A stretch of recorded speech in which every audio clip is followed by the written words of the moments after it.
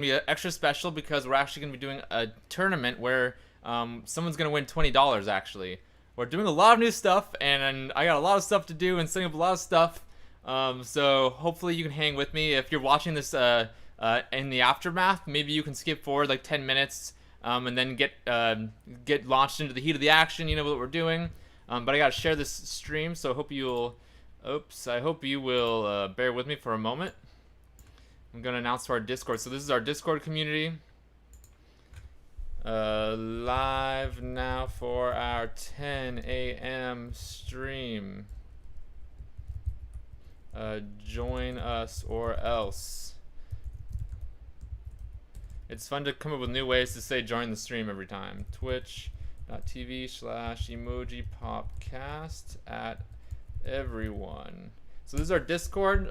You can find the link to it on my Twitter if you followed the link, or let me know if you want in.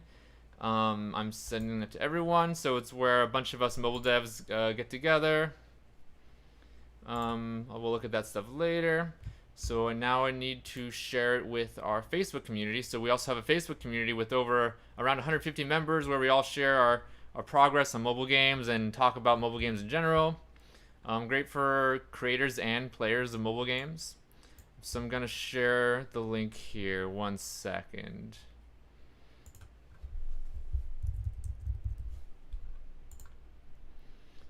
So this is my Emoji Pop page where I'm streaming from. Just need to open it up and share it to our group. What's up? Fair is joining us. What's up? Fair is going to be helping us orchestrate the stream, particularly the tournament. So yeah, Fair, feel free to tell me whatever you need from me, etc. And feel free to talk to the chat. If you need to call in, let me know. We'll try to set that up, although we never tried it before. But this is a good stream for firsts, so might as well, right? So I'm going to share this to the Facebook group, just trying to get everyone's eyeballs on it. We're going to maybe take like 20 minutes or so to get everyone in and set everything up, 20 to 30 minutes, and then we'll start this tournament. In the meantime, maybe we'll be playing games while we're getting everyone into the tournament and stuff. I'm going to share this to the group. Share more options. Share to a group. So we got our mobile game dev group. Live now. Lots of great games from community. And if you play in our tournament, you can earn $20. Kessel's with us. What's up, Kessels? Thanks for joining us so much. This is gonna be an awesome stream. I'm so excited. Cause you can earn $20. That's whatever. So we're gonna share that to our lots of great communities in the community to analyze and promote. I'm gonna share it to mobile game dev, indie game promo, Facebook gaming streams. That's probably good enough for now. Close. All right. Oh man, someone posted. This person is making a game called Ghost Jump that I'm so excited for. Definitely join our groups and let me know if you need a link or whatever. So let me keep going. So these are all the games we're gonna be playing today. The big one is Rock Paper Scissors. Zendra's here. What's up, Zendra? Thank you so much for joining us. We got all of the big hitters in our chat so far. More to come, of course. Okay, so we're gonna be doing our tournament in just a little bit. So let me make sure everyone's got the links. I'm gonna share these links in what I've shared. Let me put it in Twitch first. To join tournament on Android, here's the link. And let me share the iOS one as well through test flights. To join tournaments on iOS. Zendra's gonna be back in 1 minute. Cool, no rush. We're gonna take a little bit of time just to get everything set up. It's still a little before 10 o'clock. In fact, it's like 30 seconds before 10 o'clock, so we got time. I'm gonna make sure I share this on Facebook as well. Let me refresh. Oh, here it is. So I'm gonna edit this. We got a handful of people watching us on Facebook. I still need to get all everyone's chats open, so I need to open up the Facebook chat and YouTube chat. So if you're talking there, I'm gonna see you in a minute. I'm gonna just need a second to set this up. Madman's here. What's up? Good morning. I hope you had a great time at the winery, drinking wine. Fair said there's 3 people in Korea, including me. Awesome. That's really awesome. I'm a mod. Yep. Welcome back. You're a mod now. Hope you like it. Cause I don't know. I was gonna make a joke. Kessels, we both are. Yeah, I figure Mattman and Kessels have been with me the longest for like months now, so I figure I should make them mods. And I'm excited to keep adding more people as mods. I got some really dedicated people in this community, which is awesome. iOS link. I'm gonna say to join tournament. What's up, Poland Dog? I've never seen you before. What's up? What's your story, Poland Dog? To join tournaments. To join tournaments. Watch stream and download app to play iOS.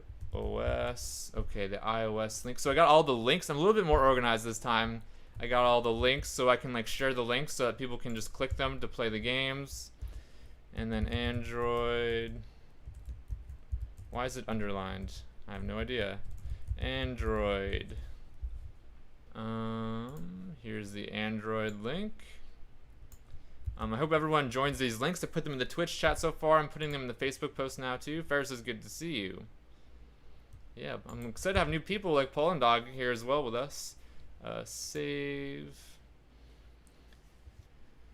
Okay, let me pull up the chats. Why?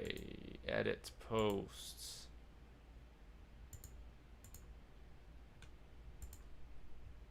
Oh my god. I'm so annoyed. Okay. Control copy. I need to delete this and reshare the link. Just give me a second. So we're hoping to start the tournament maybe around 10:15. We got 6 people on Twitch. We got a handful of people on Facebook. What's up, everyone? We got some people on Twitter as well and YouTube maybe. I just need some time to share all this stuff. I need to share it again with the mobile game dev group, which is where we get some people watching and players from. Let me edit this. Yeah,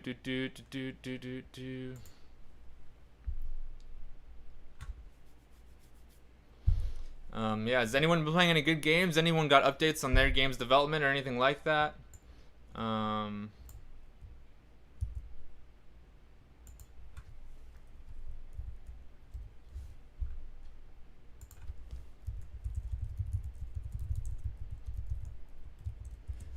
like kind of new to streaming, so I'm still figuring out what the most efficient way to organize all this is, which obviously I have not figured out the most efficient way. I'm still doing a ton of stuff. Only the market sense. So Kels is working on Undead Eatery, and they're implementing a new system. Sender said added the item system and 40 items to my game. I saw that you were updating the game and the item system, and a reward system for mid-bosses, as well as the slain elite encounters for subsequent runs. I'm really excited to play that. Maybe that sometime on the stream this week, I would love to like play the updated version of that. Like I can just check in every once in a while. We can all like give feedback and stuff. That sounds fun. I'm loving your game. Okay. Share. More options. Share to group. Okay. Weekly community stream to play all of your games. Come join. Chance to win $20 if you play in our tournament. So we're doing our first tournament where we're all going to play someone's game from the community. It's perfect for multiplayer. It's like based on rock paper scissors. It's made by Fair, and so it's gonna be awesome to play that game as a group. And someone's gonna even win some money. So that's gonna be super cool to like kind of do that every now and then, you know. Okay. I'm gonna share this again to the mobile game dev group. Sweet, it is shared. So the last thing I have to do after this is just get everyone's chats open, and then we can get people into the tournament and ready to play, and then we'll start playing the mobile games for today. I'm excited that all of y'all have decided to join. We've got a good turnout of people watching us so far. It is okay. It's gonna make. Oh, why is it not here? Do. Please say I shared it. I'm pretty sure I shared it. Should be here. Here it is. Mark as announcements. Mark as announcement. Cool. So let me just open on the side here. I'm going to be opening the chat so that I can see everybody.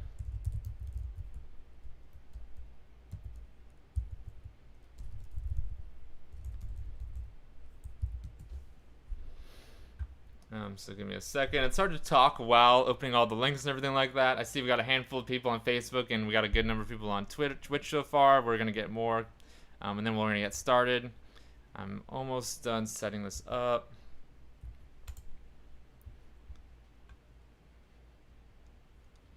Okay, we got our YouTube chat here. Just want to be able to make sure. Oh, Sakran's there already. What's up, Sakran? Sakran is talking about Hex Stars and wanting more updates and stuff. He's always talking about that, so he really likes the game, I'm sure.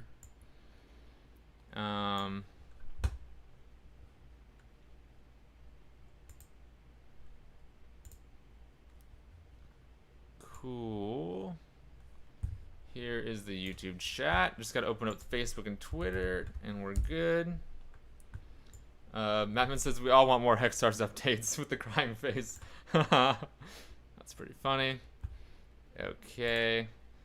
Opening up the Facebook chat now so I can see all y'all on Facebook. We got a handful of people on Facebook, or we did for a moment there. 1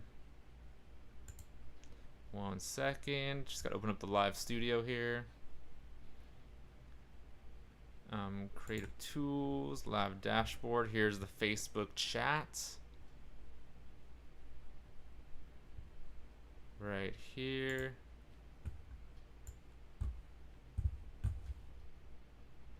So I need to click the Android link to join, or it has to be iOS. It can be either, Mattman. So yeah, so I posted the links in Twitch. I'll post them again in a second, but you can scroll up a little to see them. If you download the game and you join with us for the next hour in this tournament, if you win the Rock, Paper, Scissors strategic tournament, you're going to win $20. It's going to be super exciting. Okay. I think we're getting good to go. Here are the games that we're playing today. Let me know if you want me to add your game to the list. If we haven't played it in a bit, or there's an update or anything like that, and it's for mobile. Fair says we need to know how many participants, so we're gonna figure that out in a second. So now I got all the chats open in this mess of a stream you see before you.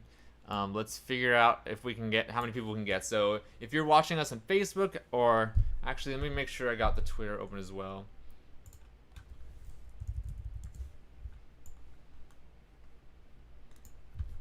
All right. Let me open up the Twitter chats. I'm gonna move all this stuff to another screen maybe. So the chats, I'll move over here.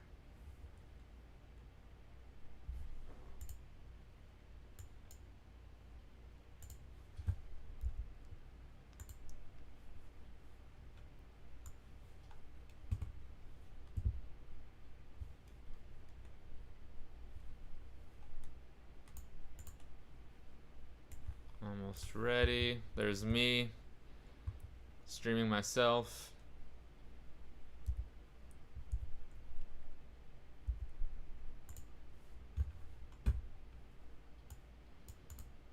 Okay. 1 second. Just want to make sure this is working. Okay, we're good.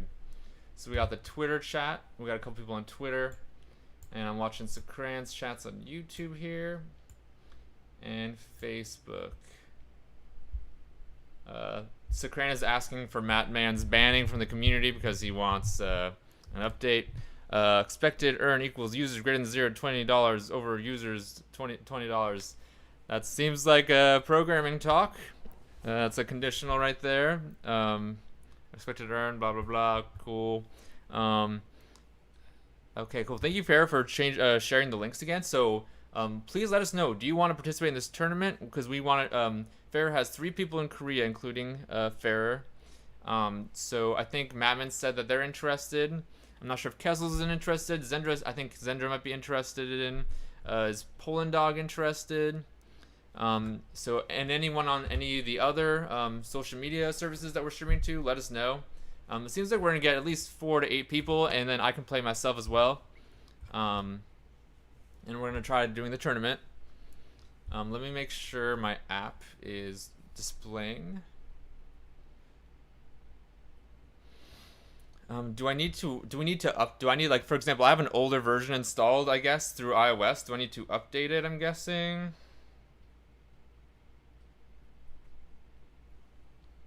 Eight players are very good for now, says Fair. Awesome, I'm glad you think that's good. I think let's at least go for 8 people.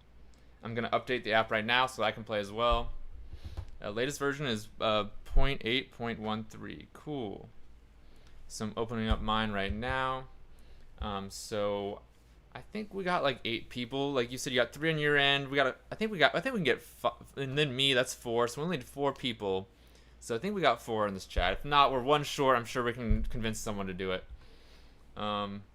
So let me know if anyone has any questions, or if you want to be in the race to get the $20, please let me know. Let me like tweet out that we're doing it again or whatever. I'll be in Zendra, so that's 5. I think Mattman's installing it, so if Mattman's down, that's 6. So we just need 2 more people. When 8 people are ready, we will press tournament and play at the same time. Awesome. Let me open my app so we can all see it. Mattman says, how does one find tournament? I will show you. Let me open it again. So I opened the app that I installed with that link. And then this is the menu, and it'll just say tournament in the button. And we're not going to hit it yet. We're all going to hit it at the same time, so we join together. So this is the screen. So hopefully you see this screen if you've downloaded the app. And we'll start once we get 8 people. And 1 person will win $20. And Mattman said, accidentally clicked tournament but closed force after. Cool. Yeah, I think if you do it before us, I think there's like bots that will do it if there's no one else available. But yeah, maybe so I think Fair, I think we're only doing like 4 at a time, or can we do 2 tournaments at a time of 4, or can only 1 go at a time? I'm guessing we can both do it at the same time if we just alternate when we start. And we're just gonna keep track of who wins. And I think we'll play like a few times, and then whoever wins the most will win the money. And then if this goes well and we can keep expanding it, we can keep offering bigger prizes. Fair says, yes, tournament will play at the same time. Cool. Awesome. All right, so let me know, Mattman, when you're ready to play. I think you said you force quit it, so you're probably reopening it. I think so. Zendra says I'll be in. Let me know, Zendra, when you're ready. Then each winners will have a final one-on-one match. That's a great idea. That sounds awesome. That sounds like a great way to run it. Great job, Fair. Thank you again, Fair, for running all this. Really helps the stream. Really awesome for the community. Really exciting. Zendra and Mattman are ready, so that's 4. So Fair's got 3. I'm 4. Mattman's 5. Zendra's 6. We need 2 more people. So 2 more people are gonna have a 1 in 8 chance of winning $20 by playing rock paper scissors. How awesome and incredible is that? So let me just see anyone else in any of these other media. So Cran, are you down to play rock paper scissors? I'm guessing you might be busy. Anyone on Facebook if you're down? Also, the peak time usually is like the more we stream, like at least until like 11 or noon, we get more and more people. So maybe we need to wait like 5 minutes or so in order to get a couple more people in or whatever. Fair says, come on, guys. Poland Dog, are you down to play? I see you chatting about the expected earn. I feel like you want in. Emoji Pop plus Button plus Zendra plus 3 Koreans equals 6 people now. Is Poland Dog one of Fair's friends? Or is Poland Dog a new person that wants to play? I'm one of those Koreans, says Poland Dog. Gotcha. Good to meet you, Poland Dog. Thank you so much for joining. So yeah, we need 2 more. And then like in 5 minutes, if it doesn't work out, maybe Fair and I will sit out, and then we'll have a tournament of 4. But I'm pretty sure we can get to 8, especially if we give it a few more minutes. Like I saw someone else just join the Twitch chat, so we just need 1 more person to join the. We need 2 more people to join the tournament. I'm wondering if Kessels wants to join. Let me ask Kessels. You want to play this game to win money? Question mark. So that would be 7 if we can get Kessel's in. And then who else was in the chat? That's all the active chatters so far, but we got 8 viewers. So I know there's a couple people that might be lurking that maybe would be down. And then we got some people on Facebook. There's also some people on Discord that usually watch that I'm guessing. So Tibasoft's going to come a bit later. So they might not be available to play right away. Let me message some people on the side here. We're going to get 8 people. Poland Dog needs to follow to join tournament. New rule. Great idea, Mattman. Thank you. This is why I made you a mod, Mattman. Yeah, Poland Dog. I would love a follow if you wouldn't mind. We're approaching 50, so we can become an affiliate and further promote each other's games, etc. That's pretty funny, Mattman. Good point. Okay, so I want to talk to Kessel's. Like, let me do this on the side in case there's any personal chats. Hey, you wanna play in this quick tournament we are doing? I can help get you set up. So just message Kevin. All good if you're busy. Let me I see Arkany is online. Maybe we can get them to join. Hey, any chance you are available and wants to play this tournament we are doing? Something else that I need to do. So we're gonna start in like 5 minutes. Something else I'm gonna do is 1 second. And I really appreciate everyone who's available to play. That's super awesome of you. We'll see if we can get a couple of those people to do it. Something else I'm gonna do is really quickly I'm gonna message a bunch of people on Facebook that I said that I would message for them to join. 1 second. Kessels is busy at the moment. Cool. I'm pretty sure we can get a couple more people. No problem, Kessels. So I'm gonna message like a handful of people on Facebook to see if they'll want to join. Hey, live now. This is the Twitch stream.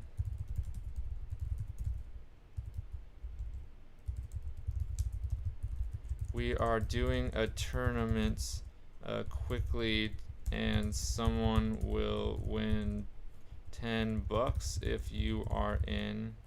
Let me know if you're interested in chats. Cool, so let me just message this message.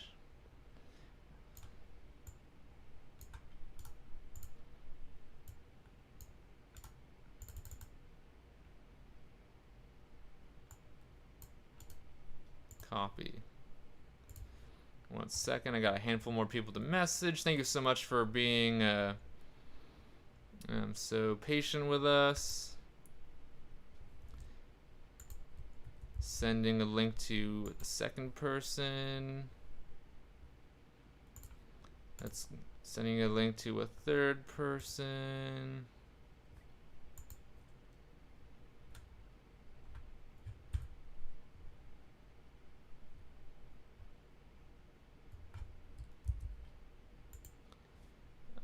Okay. Sending a link to the fourth person. So I'm just messaging everyone that I'm playing their games on Facebook, letting them know that I'm live, just so they know.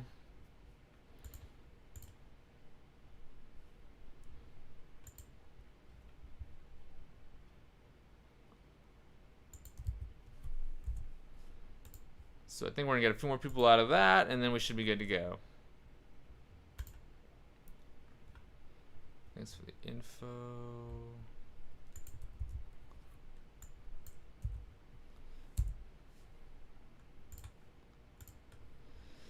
Just a couple more. Almost done.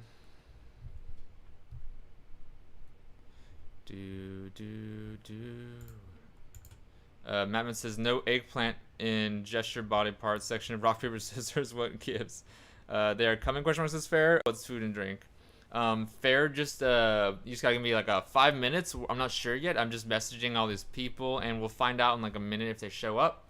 If not, we can do something with like 6 people maybe even. Hopefully we can keep building this as we go on. Normally like the stream kind of peaks like 10:30 or something like that, so like pretty soon I think we're gonna get a few more people in. 1 second.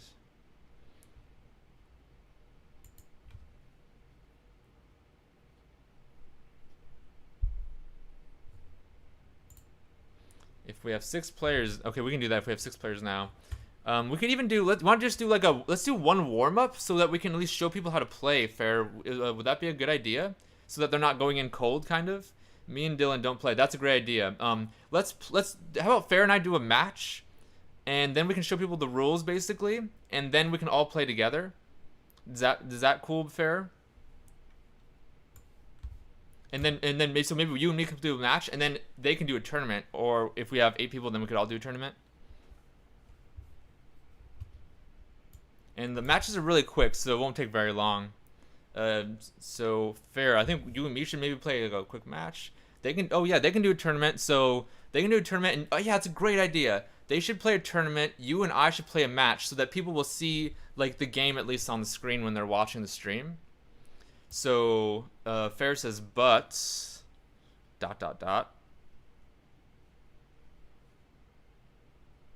win prize will be $10. Yeah, I think that makes sense. Totally makes sense.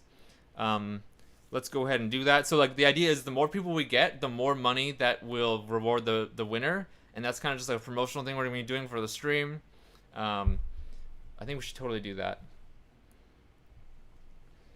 Okay, at first. So let me know when I should tell everyone to do the tournament. Okay, you and me. So I'm thinking, should we tell them, or should we just play you and me first then? Okay, I'm gonna hit match right now. I'm hitting match now, so just hit match, Fair. Let's show one-on-one match by stream. That's a great idea. So we're gonna show you how to play the game real quick, and then we're gonna do the tournament. Is this you, Fair, or is this a bot? Is this a bot? Let me know if I should back out. I thought I would be playing you. So the idea is, that's not me. Okay, I'll quit. Let me try again. I'm gonna hit. Okay, this is a showcase. Okay, so I'm gonna hit match the second I see it. So you should hit match too once I get in. I'm hitting match.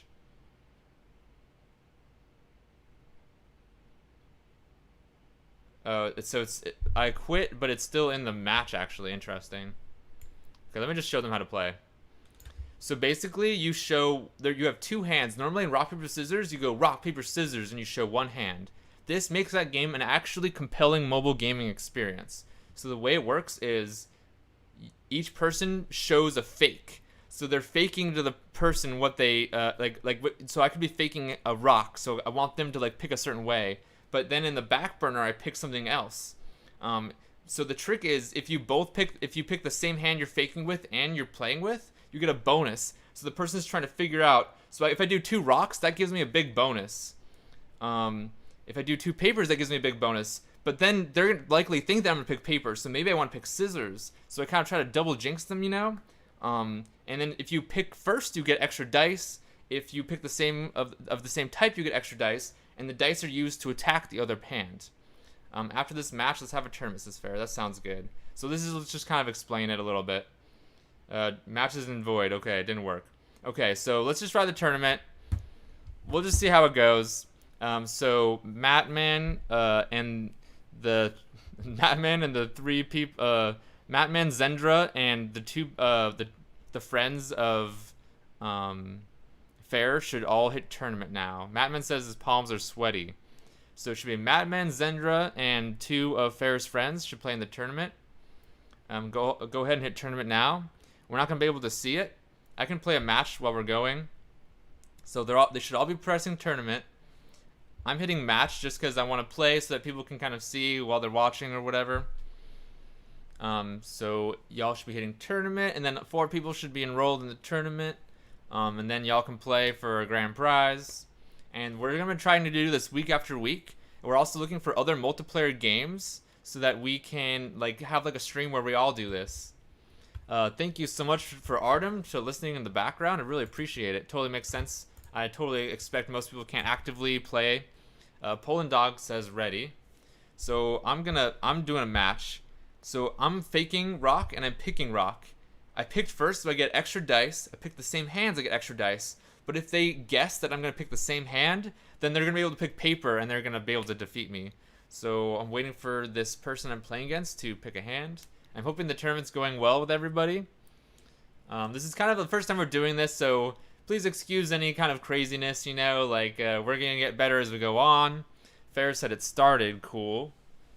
So I beat the scissors, we rolled our dice, and I destroyed them. The other people are having their tournament to see who wins.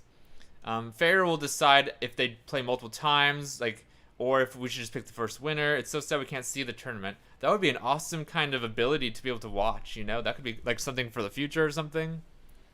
That's why I wanted to be in the tournament, but also it's kind of unfair if I'm in the tournament. Fair says, I need to develop to watch other tournament. That could be really cool. That'd be a great, like, because I love that this game is embracing, like, the modern landscape of streaming, you know? So I think that could be really powerful. I'm playing a match, but it's, like, not really working.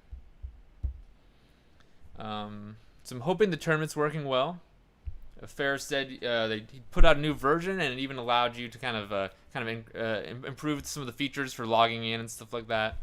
Let us know if it's not working or something like that. Who's going against Eggplant, says Matt, man. Yeah, I should, like, change my avatar.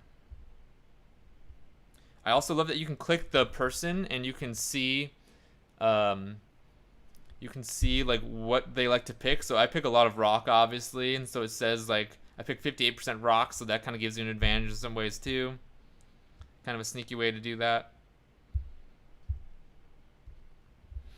Yeah, I'm kind of stuck on the screen. I'm gonna try to reset it.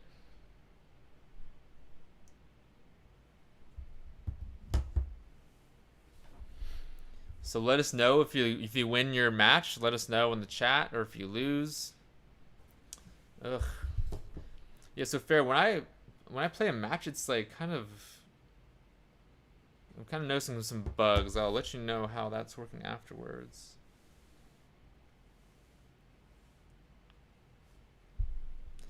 I think this Korean named person is cheating, says Matt, man. I want to thank you all players, says Fair. Thanks again to Fair for setting this up. Such a great game. And I'm excited to like make this an important part of the stream week by week, where like maybe we can even like each week someone has a chance to win some money, you know. That's pretty cool, like as a reward for being like participating in the community and like watching us live and playing all these games with us and stuff. This is the first time we've done this live. I'm super excited to like keep doing this and keep growing it, you know. Our hope is that someday we can do like a huge tournament and like give out like $100 each week. Like that would be like the goal eventually. Zendra says, I won one and then tied one against the person, and it said terminated by invalid play. So Fair, that's actually when I played the match. That's what happened to me too. It said I couldn't even play a match because it said at the end it said terminated by invalid play. So maybe that's a bug. I'm not really sure. I got terminated abnormally. I think I lost fair and square. Yeah, so Fair, there might be some bugs with this game, so we might not be able to do the tournament after all. Let me know what you think about that. And that's totally cool. Like, thank you so much, Zendra and Mattman, and for Fair's friends. Maybe someone can't pick properly. But that happened to all of us, so I'm pretty sure it wouldn't happen to all of us. It must be a bug, I'm thinking. But obviously you know better than me. Thank you so much, Batman and Poland Dog and Fair's friends and Zendra for participating in this. Like, super helpful. Fair says it might be a server problem. So this is great for doing these tournaments so that we can test them and improve it. Super excited to keep going in the forward with this. Like, I love like collaborating with people like Fair who are like really doing this like off the wall stuff that I see a lot of potential in. Madman says, I said a swear word in chat. Maybe that got me banned. Fair says, please report me. Who couldn't pick properly. I think everyone was picking properly. I think it just said you couldn't pick properly. I'm pretty sure everyone was picking their moves, unless did someone not pick a move? Feel free to say, but like Zendra says they won and they tied, and then after that it said terminated. So I'm pretty sure they were playing correctly. It was just the game bugged out. That same thing happened to me too. I was playing against an AI component, an AI opponent, and it said invalid play, even though I was just playing like normally. So that actually is what got me stuck here. So I'm pretty sure it's a bug, Fair. So we should totally try this again next week. We're gonna improve on it and maybe get some more people. Maybe hopefully next week we can like get people to confirm they're gonna be able to play beforehand, so we can get a bigger tournament going for a bigger prize. I got kicked post game, but maybe that was intended. Yeah, so it's kicking people after they've already won. After they've won or lost the game, sometimes it's like ending the game, even though people are picking correctly. Ferris is okay. Thank you so much for that feedback, everyone. This is awesome. Thank you again for Fair. Fair's been working really hard to like make this work and make it more compatible for the stream. Totally is cool, like totally is cool that it's not working perfectly, because like that's gonna happen. Obviously, we're all mobile game devs, so we know like I've seen bugs in every person's game in this chat room. Yeah, this is the first time for official tournament. Maybe we can make it up to him next week by like doubling the prize. So thank you all for that patience. Thank you all for being such great members of the community. Let me know, Fair. Maybe you could test out a match on the side to see if it's working. Like you and I could play a match, just for fun to show people off the game. But if you play a match and it's not working at all, then it's like not worth trying, Or we could just do a match and just try it. I don't know. It's just when I reset the game, it's like not even working. Like I'll exit a match, like the match stopped working. So just so you know, like what's happening. The match stopped working, so I exited the app. I'm logging into the app again, and then it gives me a black screen. There are other games we played today, so I want to give you a coin you can use in game. What do you think about it? Cool. So I need to debug for myself. Sounds good. So Fair is just going to reward coins. That's totally cool. You don't even have to do that. Zendra and Madman are doing it out of their kindness of their hearts and because they love the community, and I really, really appreciate them for it. And I'm excited to kind of maybe give them some money next week, and hopefully they'll win.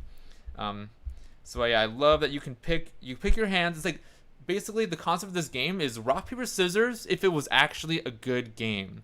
So the part that I love about rock paper scissors is that you're constantly trying to guess what the other person's gonna pick. At least that's how I play. Like I judge a person and I'm like, oh, this person's probably a rock kind of guy, and that's how I feel like I'm good at rock paper scissors.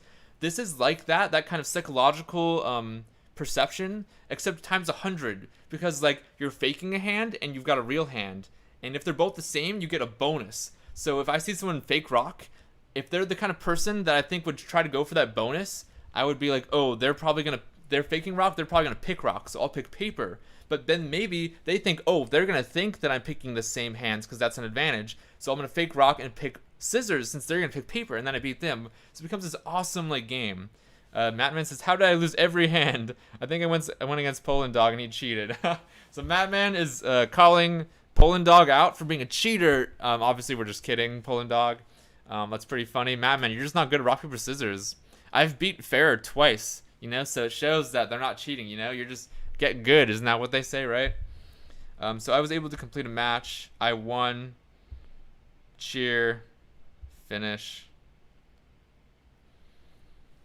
Cool. So I'm gonna put this on the side for now. I didn't, Poland Dog. Okay, Dylan. Yeah, so I'm super excited to keep playing this. And I think as we keep building it, we're gonna get more and more people who want to like play each week in the tournament for money and stuff like that. So I think this could be another way to grow the stream. We have time for RPS play. We totally do. Do you want to play a match one-on-one or something like that? I want to try once more. Do you want to try a tournament, or do you want to play a match? If we do the tournament, we could do it. I should be involved so that you can see it on the screen. It will be 10 minutes. Okay, let's play again 10 minutes. So I'm gonna go on to the next game. Okay, so let's go with Idle Way Slider. So this is actually let me look. I think they said they were gonna be with us later, so we're gonna skip that for now.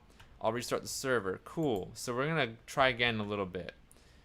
Tricky Maze. So this is a game made by someone in the community who's listening to us actually, I think, right now in the background. It's called Tricky Maze by Artem Lannon.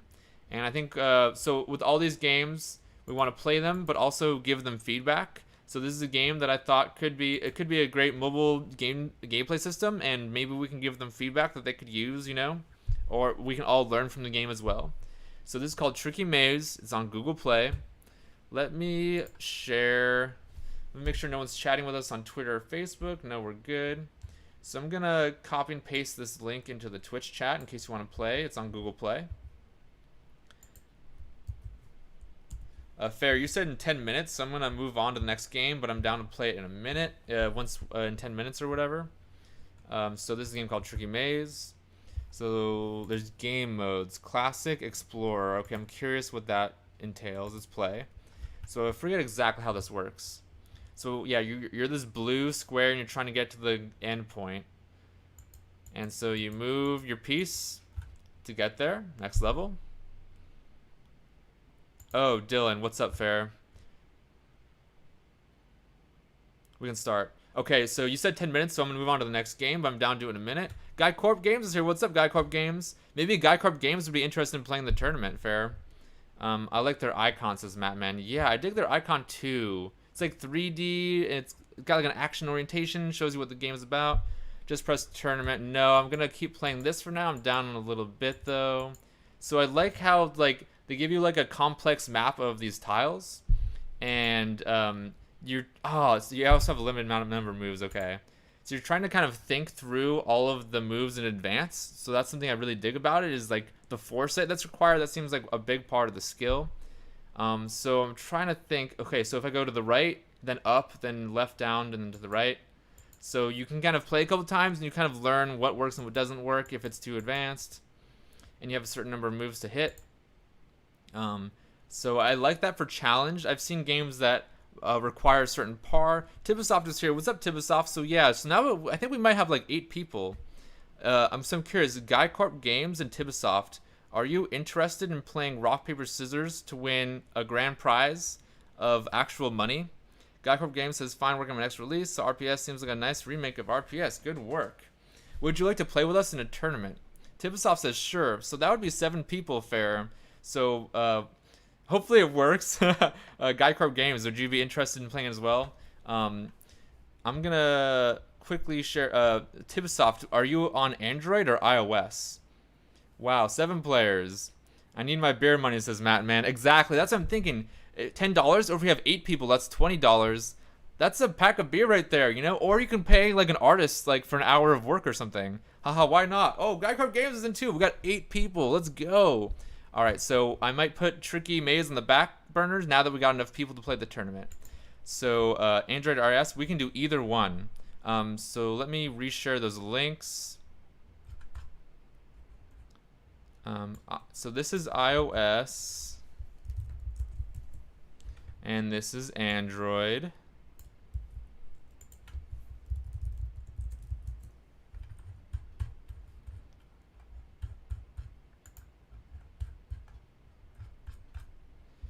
Both I have. Cool. So either one works, I'm pretty sure. So I'm going to open it up again.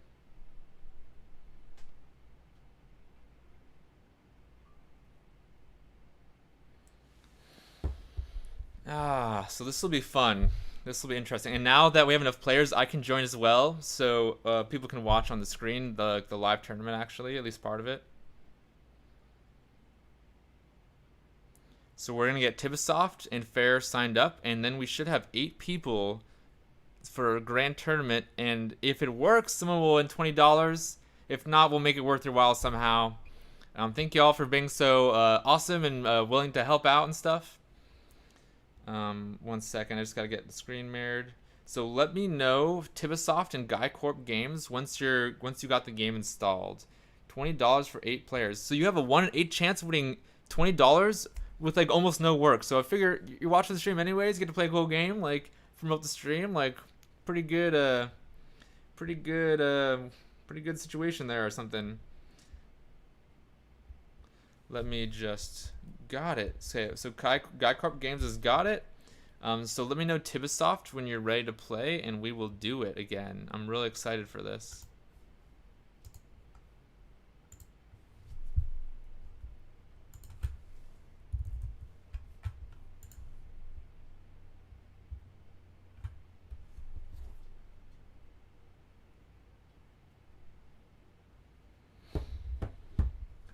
I'm in. What do I do? Don't do anything yet. We will, in 1 minute, we're all going to hit tournament, but not yet. And just so you know, so you're basically faking a hand, and you've got a hand you're actually playing. And so you're trying to trick the person into, like, thinking you're going to do this hand, but actually doing this hand, you know, stuff like that. Just a sec, says Tibasoft. Cool, no rush.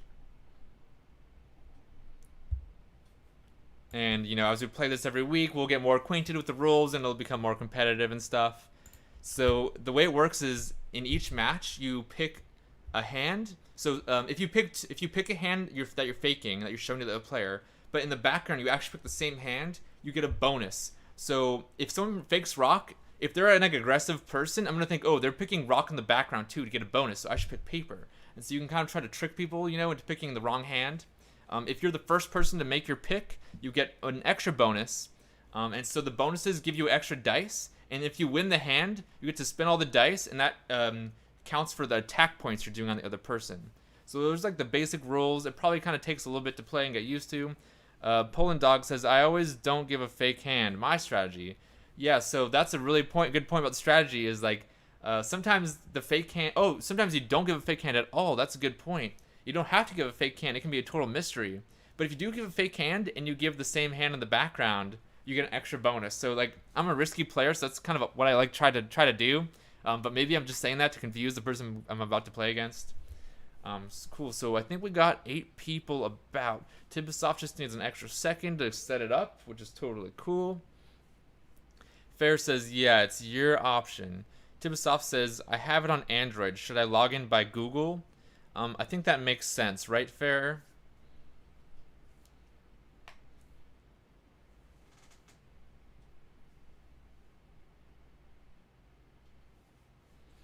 Mattman said, that's what I did. Anything you want. Cool. So Tibasoft is logging in, and when I say go, we're all going to hit tournament. At least I think that's correct. Correct me if I'm wrong, Fair. Now Fair has all my info at his disposal.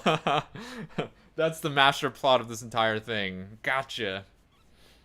It's all about the data. Data is the new oil, right? That's what they say. LOL says Fair. Sweet. So when Tibasoft gives us the okay, I'm going to say let's go. And Fair, correct me if I'm wrong, but we're all going to play at the same time. First team will play with Dylan. Okay, cool. So wait, Fair, should only 4 of us hit the tournament now? Or should 8 people?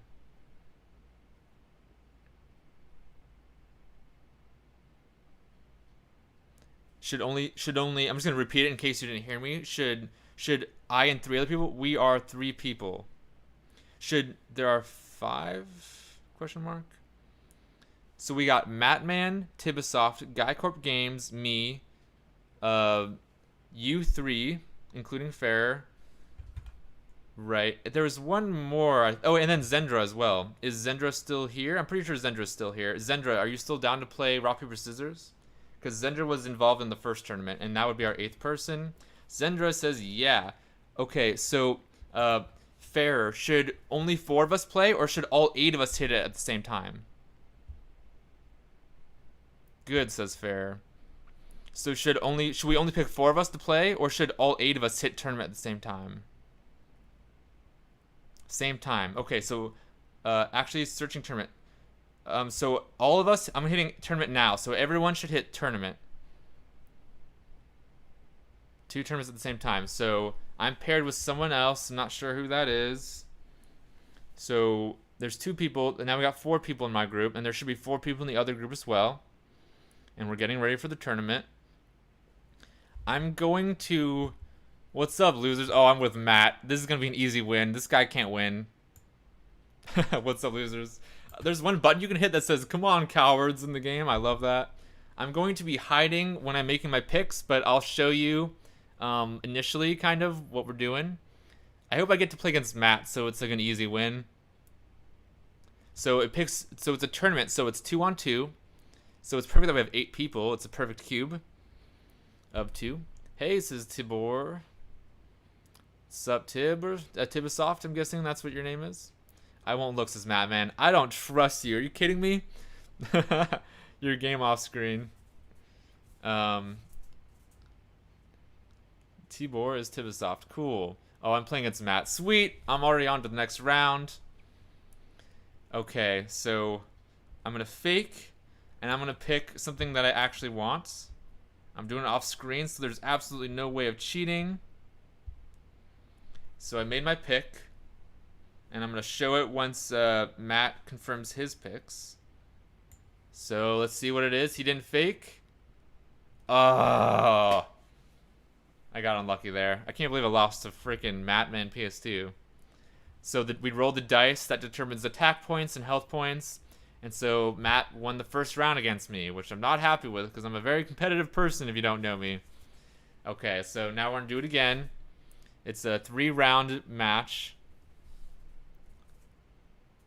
I'm going to fake... I don't want to peek the first one. I want to see what Madman's faking.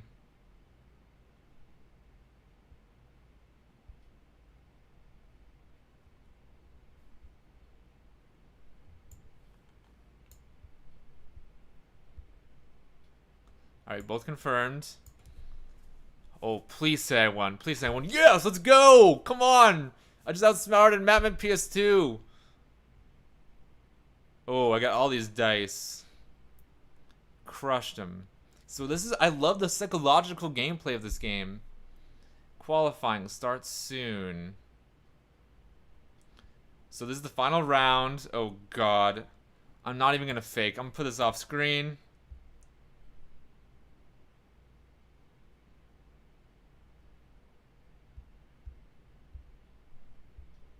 Alright, I made my picks. Oh god, I'm so nervous. Come on, come on. Please pick paper. Let's go! Let's go! Boom! Zendra says I got a draw against first round versus Tibby, and now the game is stuck. Zendra, is it working at your side? So, yeah, Fair, it looks like there's a problem with Zendra's and Tibisofts. That happens if you don't make a pick in time. But if you guys made picks in time, maybe there was a bug. Mattman and I's game worked perfectly. So I advanced the next round. Sorry, Mattman. You're gonna have to buy your own beer, I guess. I got screwed, says Mattman. And you know I didn't cheat because I showed you the entire thing. Fair says stuck.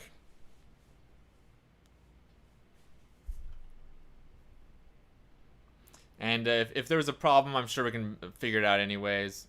Poland Dog says, I beat Fair. Cool, cool. If you suck, try to restart the app.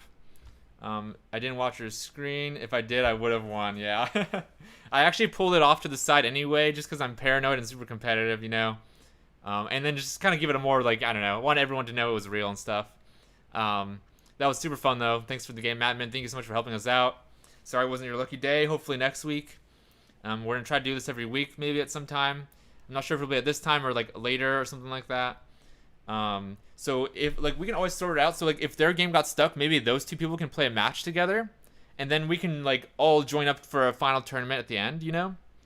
So I'm thinking, like, Fair, do you think that's a good idea? So it terminated because those two people got stuck. So I'm thinking, Zendra says restarting the app. Says match terminated. So yeah, you might have to restart it once or twice or something. And then I think Fair, I think we should have Tivisoft and Zendra play a one-on-one match. Does that make sense? Okay, damn. Got an alert, match terminated by invalid play. So it looks like Guy Corp Games also had a bug. Thank you again so much for helping us out with these bugs. I'm just glad I was able to do part of the tournament with Mattman on the stream, you know, that was super awesome. I wish reinforce was more clear, so I don't understand that. What do you mean by, oh yeah, reinforce, yeah. So like also beforehand, you can like give one of your hands an advantage. This is security processes, Fair. So I can reinforce one hand so it's stronger. So whenever I pick rock, I get an extra die of each kind. Makes sense that's not totally intuitive. So like if someone's reinforced paper, you know they're more likely to pick paper, but maybe they know that and they use that to pick scissors or whatever it is. Yeah, so Fair, should those 4 people tournament need to be totally clear, says Fair. Fair, what do you think we should do? So the 4 people that weren't able to play correctly, do we have them maybe do a tournament on their own? Or maybe maybe we should have them do matches individually, and then we can do a Final Four tournament, you know? I think we should do the matches, since isn't that more reliable maybe? And just make sure you pick in hand each time, because otherwise it does cause this bug, although that's probably happening for another reason. So Fair, let me know what you think we should do. I think we should just have them play in a match, you know? Okay, says Fair. So should we have like Tivisoft and Zendra hit match at the same time maybe? We need to try tournament next week. So we're starting to work. Where do I send my wiring instructions? Fair. I think we should keep doing this with the matches, though. I think Tibasoft and Zendra should play a match again, and just a regular match to see who won. Does that make sense, Fair? And if you think it makes sense, I'm gonna have them play a match because I think it'd be fun to still do this. We can still do it with matches, you know, and it'll be just like a tournament. Okay, so it's fair. So Tibasoft and Zendra, are you two ready to play a match? Let me know when you're both ready, and I'll tell you to play. And we'll see which of you is gonna advance to the final tournament. And then we'll do the same for Guy Corp. So Zendra's ready. Tibasoft, are you ready as well? Thank you for sticking with us through this. Okay, so both of you hit match. You're both ready. So both hit match, and no one else hit match. And they should be matched together. Hopefully. And hopefully it works. Just make sure you hit the button each time. Your hand or whatever. And you're faking a hand, but you're also picking the real hand in the back as well. And so you at least want to pick the one in the background to pick. Because if you don't pick that, then it'll crash. So hopefully they're both playing a match right now. And so I beat Matman victoriously in glorious fashion, as you all saw. So I'm moving on to the next round so I can win this $20 because I'm running low on beer money, and like Madman said, you could use the $20 for that. So they should be playing a match right now. Let me just check to make sure no one's chatting with us right now on Facebook. We are good. I see a couple people on Twitter watching us, a couple people on Facebook. So they should be playing a match, and they're going to let us know who wins their match, or if it doesn't work. If it doesn't work, then we might not be able to do this. We'll just declare myself the winner since I'm the only winner that anyone saw, so I'll click the $20 and move on. Just kidding.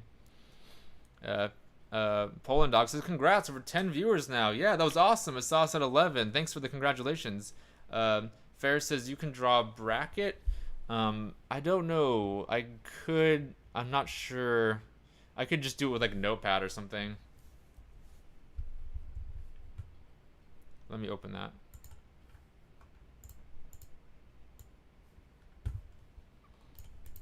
So, I crushed Matman. Who else won? Fair, did you beat someone or did you get beat? I know Zendra and Tibasoft are playing. And then we got two more. Fair. So I was beat. So someone beat. So Zendra says I'm stuck versus Tibasoft again after one round. That's really weird. Fair. Cool. So if it's not going to work, then we don't want to just keep doing this forever. It's too bad it didn't work. I'm excited to do it next time. I know I was bound to win this $20, so I think you guys just don't want me to win the $20. Is there some kind of grand conspiracy happening right now? Be honest with me. GAEXYREGUXE. Beat fair. Yeah, seems to be the status after one round. Interesting. So cool. That's okay. It looks like we might not be able to do this, so that's totally cool. That was still super fun. At least I had fun. I hope you guys had some fun with that too. It's gonna be really fun as we keep playing. Yeah, they got terminated again. Thank you so much for that feedback. This is all like Fair's gonna have all the data as to what happened, so that's gonna really empower him to be able to improve it in the future. So I don't want to waste Guy Corp's time, you know, because they're all working and stuff like that too. So we're gonna play again next week. BRB, gonna grab a snack. Cool, Zendra. Thank you again for joining us. So, Fair, thank you so much for setting all this up. Like, even though it didn't work perfectly, like, I still think this was a good experience, and it's gonna be really important for the stream going on to have these kind of community kind of events and stuff. It's only gonna grow exposure for all these other games, you know. For example, by like having this tournament, we're gonna get more people in the stream that want to win this money, or like rock paper scissors, and it's gonna give more exposure for all the games. So that's why I thought it was definitely a worthwhile experiment. Fair says, okay, Tibasoft says, next time I will win. That's another great point, is we got all these people to install the game, and now they know they've played, and they're going to be able to practice and be ready for next time. Fair says, this is alpha version. I'm so sorry. No need to be sorry. This was like, it kind of felt like nothing works perfectly the first time in mobile game dev. You know, we all know that. No problem. That's why we're testing this Tibasoft. Yeah, you're literally like telling this to like a group of mobile game devs, you know, like we always do things wrong when we first put things out, you know, so it's totally cool. Tibasoft's Fair is gonna give everyone game money. That's awesome. Thank you so much. And this was great just to like get everyone invested in the game and understand the rules, download the game, and so that's just gonna make it easier to go on from here next week. Fair says please leave your name on Discord, so that's awesome. Y'all can do that. Fair can like make a post about it, and y'all can like request coins if you want them. So super awesome. Thank you again for that awesome experience. I'm super excited to keep supporting strategic, whatever you want to call it, rock paper scissors play. I'm so excited about this game. I think it's gonna be huge someday. I swear. Rock paper scissors. One thing I love about rock paper scissors Fair's game is that everyone knows rock paper scissors. So an indie strategy that we need to be looking for like ways to have an advantage as an indie developer, and one way of doing that is to tap into new kinds of games that we're all familiar with, and so rock paper scissors has a universal appeal and universal hook, and Fair is taking that game, which is actually a really bad game, you might as well flip a coin, has made it like a really awesome game, and it's got like this chess ranking system, so there's like this like live component to it, a community component to it, competitive feature. I think there's just so much we can learn from that game and to incorporate in our own games and our own development processes. So thank you to Fair for just allowing us to play this game on the stream, and for all the work you're putting into to make this a tournament-based game for us. Like, super awesome. So everyone say thanks to Fair. And again, I'm still suspicious that y'all are just conspiring against me because you don't want me to win the $20, but that's okay. I forgive you for it. So thank you to Fair, and I'm gonna I posted the links in the Twitch chat, and it's on the Facebook description. So please download the game and play it, and let us know if you have any feedback. So I'm gonna move on. This is called Tricky Maze. Let me search for it in Google Play so y'all know how to get to it. And again, if you have any feedback on this game, this isn't just about Fair says, and thank you all the players. Very good point, Fair. Like, this is such a great community. We're small, but people that I'm engaging with on the stream and this community are so passionate and hardworking and willing to help out, like we saw in this chat right now. I even messaged people on the side and they came in to help us out, so that was so awesome of you. And I really want to pay it forward, that's why we're like doing the stream where we play everyone's games.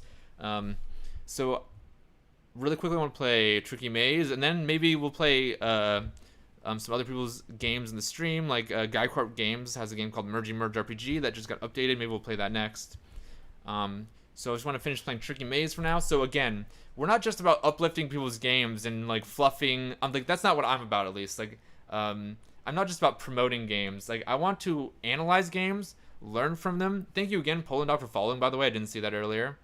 I'm about like critically learning from games and analyzing them and giving them honest feedback, So I'm never just gonna be like, oh wow, great game, even though maybe it's got a lot of problems with it or stuff to like improve and stuff, Like, as a community, I think we all know as game designers, like, the most important attribute of a game designer is being willing to take criticism and learn from it, If you're someone who just makes games and doesn't care what anyone else says, you're not really a game designer, Like, game designer is about like making games for people who will enjoy them, So it's player centric.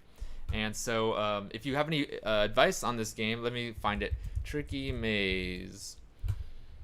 So here it is. Tricky Maze, labyrinth, escape, puzzle, mazes, and more.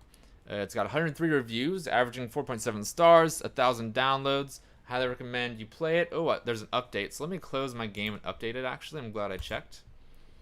Also, I encourage people to give ratings for these games. Hopefully 5 stars if you liked it, because that helps out their, search engine appearances and everything else. You can open it. And we're at 11 viewers just on Twitch alone, so that's super awesome.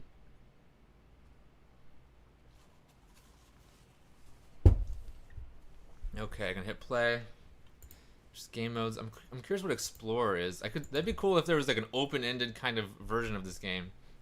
Okay, so now I see what I have to do here, actually. Next level. So one thing I'm thinking about this game, I'm curious what y'all think about this, is I really like this as a puzzle game. I could see people really being into this. But one thing is, I feel like to play the game, you're just thinking through all the steps, It's not like, for example, I have 6 moves, so I'm like, oh, I could go up, 1, 2, 3, 4, nope, that doesn't work. I could go down, 1, 2, 3, 4, 5. Oh, that doesn't really work, you know? So you're kind of just going through all the, what's up, Zendra? Thank you for coming back. In this game, Tricky Maze, which is what we're playing. Actually, let me make sure I share the link on the Twitch chat just so people have it if they want to play it. So one piece of feedback I'm thinking about is, like, in puzzle games, I like being able to, like, make moves and learn from them and then undo them. So in this game, you're kind of doing that in the sense that you can just keep replaying the level. So for example, if I messed up, I can try again. So I guess that's cool. I'm glad there's no punishment for losing, because if there was a punishment, like, then the gameplay is really all in your head, just looking at the picture. And then once you find the solution visually, then you execute on it. So I'm glad at least that there's no punishment for losing. Get help. Oh, wait, no thanks. Try again. Okay. So let me try to go down, left, up, right, up, left. So one thing I'm thinking is, and this isn't a criticism of the game, just maybe a piece of feedback. It would be cool if there were, like, real-time elements or something, like, and maybe there are eventually. Maybe there are, you know? Because I think it would be cool if, like, some of these boxes, for example, maybe there was a certain type of box that moved a certain way each turn, so that you actually have to play through the level in order to figure it out, instead of just looking at it. Because right now, to me, the gameplay is not in the sliding of the square. It's in just looking at the board and figuring out what the right steps are. So, for example, this is the right sequence. So when I'm playing the game, it's literally just visually analyzing it. But still, I think that's okay. I can see people being liking to achieve and beat these kind of puzzles, but I still think it'd be cool if there was. Oops, I messed up. Restart. I think it would be really cool if there was, like, dynamic elements, you know? So, like, for example, I love the game A Monster's Expedition, which I've shown you before. Let me show you real fast if you haven't seen it. So in A Monster's Expedition, which is an independently made mobile game that's available through the Apple Arcade, it's also on Steam. The gameplay is you are knocking over these trees and moving them around and trying to put them in the right place so you can go from island to island. But if you make a mistake, there's an undo button. I'm not sure if it'll be in the trailer. There's an undo button so that if you make a mistake, you go backwards. And so you're like, it's a lot more complex, like the number of steps you can do, the algorithms for figuring out everything, the order of operations. And so you're really trying to, like, think through everything, but by actually doing it out and experimenting. And so I'm glad that Tricky Maze has that, because it doesn't punish you for losing, it seems like. So that's cool. But I think I don't know, I wish there were more real-time elements or ways to make it more complicated. Because right now I'm just solving it visually in my head. I want to solve it by actually playing the game, you know? So that's my only feedback at this point. So for example, like, I could just relentlessly keep trying new things, you know, but the best way to play the game is just to think about it. I could go up. Here, so I finally figured it out. And I'm curious if there's new elements that are introduced as the game progresses. But I am on level 16 right now, and there's no new elements. So that makes me think there might not be new elements. So again, I figured out visually. It's like not something that doing the actions really helps you at. It's more better if you just kind of do it. So this one's a little trickier. I could go right, down, right, up. That doesn't do anything. I could go down, left, up. That doesn't. Oh yeah, I could do this. Next level. So let's try this again. I could go left. That doesn't really do much any good. I could go right, up, left, down. That doesn't do me much good. I could go up, left. Okay, that's the solution. So the gameplay is really just checking to make sure you have the right solution. So like that would be my feedback, is like maybe altering the gameplay slightly. Obviously, you don't want to make a whole new game, you know? Because I think the core appeal of the puzzles, it's a simple gameplay system, which is awesome, you know, easy to control. And these puzzles are like pretty engaging, but I think they could be more engaging by adding more elements that actually force you to engage with the gameplay to a degree, you know? So I mentioned Monsters Expedition as an example where you're moving stuff around and experimenting with the puzzle, and then slowly figuring out the solution. And because there's more complicated elements and there's like a bigger possibility space, it's trickier and more engaging, I think, in the moment-to-moment gameplay. Whereas the moment-to-moment gameplay here, like smart players will be able to just like look at the board basically. You could try every possible solution, but that's not really a smart way to play the game, you know. And it's within our grasp to be able to foresee it. Mattman said game could be cooler in 3D, and I think it could use some more satisfying effects. Yeah, I could see visual polish. I don't. So like I always kind of limit the appeal of like the polish of the gameplay, you know, because but I think I agree with you. It could look cooler with 3D and stuff like that, but I think it looks good as is. You know, I think by far the biggest gains are going to be in the gameplay. But I think that's also partially my bias, you know. Tricky May says, thanks, I'm thinking about adding new elements. That is awesome. I think the addition of new elements would take this game to a new level. It also makes me think, like, early on, I want to feel like I'm learning something new each time. And I feel like the slight increase in difficulty, but I'm not feeling like I'm learning something new, especially at this point in the game. And so by, like, just introducing new elements early on, first 50 levels are pretty easy, says Tricky Maze. Tricky Maze in the chat. How long does it take to make team size? That's a good question. That's interesting. One thing is like 50 levels being easy. That's good for like a certain kind of casual audience, you know. Like there's people who play Sudoku, you know, and there's no new elements in Sudoku. You know, they just like that gameplay system. And I think this definitely has an appeal to a more casual, maybe older kind of gamer. But if there were new elements in the game early on, that would make me think, oh, this game is like going somewhere, you know, like it gives me a reason to invest early. Whereas at this point in the game, like it's so you said the first 50 levels are pretty easy.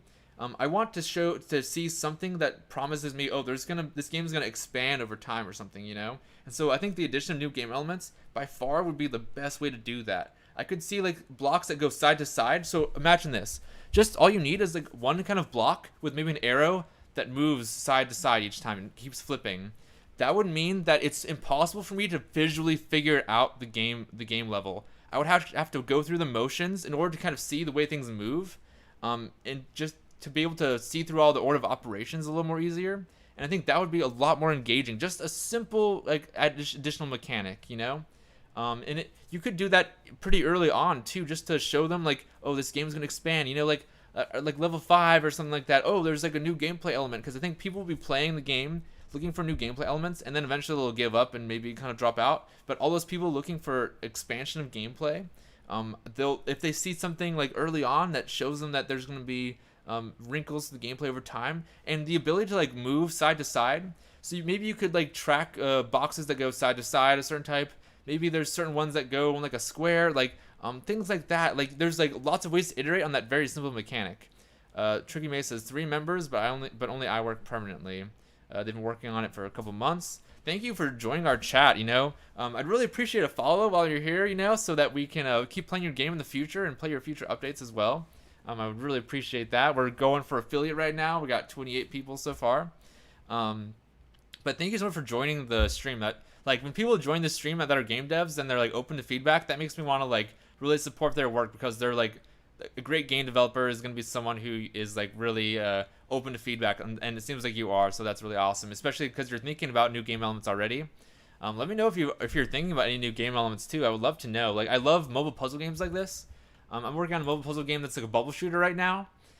So like level based puzzle games are kind of my jam on mobile, so I'm always looking for great new puzzle game gameplay systems and stuff like that.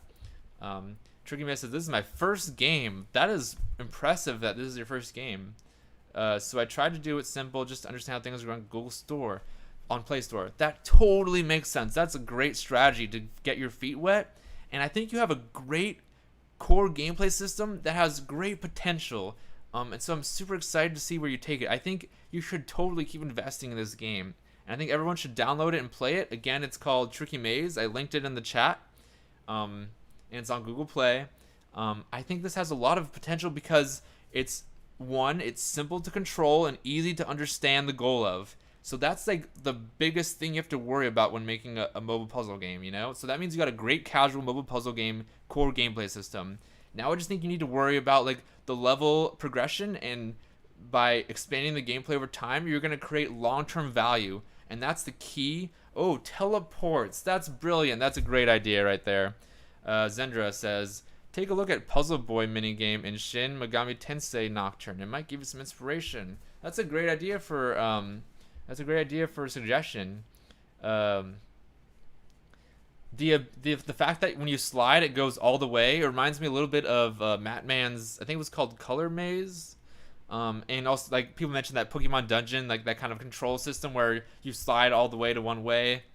Zendra says it uses block patterns to attach to pivots that you rotate, combined with blocks that you have to push past. Color Glide, that's the one that Matman made, and that involves like multiple blocks that you're spinning around at the same time, which I thought was interesting, and it was color based. Using color based goals, that could be another interesting mechanic. I like what Zendra's going with, like. I like the idea that maybe you could even like, there's certain blocks that you have to move, so you're trying to like move the blocks and you're trying to figure out what orientation of the blocks on the board gives you the path in order to get to the end objective. I could see like so many wrinkles in like gameplay, so many ways to go deep into this gameplay system. I think that could be really, really fun. Like, I would love to play this game, especially if there were more like wrinkles to the gameplay like that. So looking at it again, I just saw the solution here. So yeah, I think this has huge potential. I really want more game elements. I think I'd personally, like Mattman suggested, maybe a different kind of visual style. I personally think this is a simple visual style that appeals to a broad audience inherently. I personally wouldn't spend much more time on like 3D graphics or anything like that. The idea of like visual effects, that could be cool. I could see that being more appealing. But I think by far the most important thing is getting down these new game elements.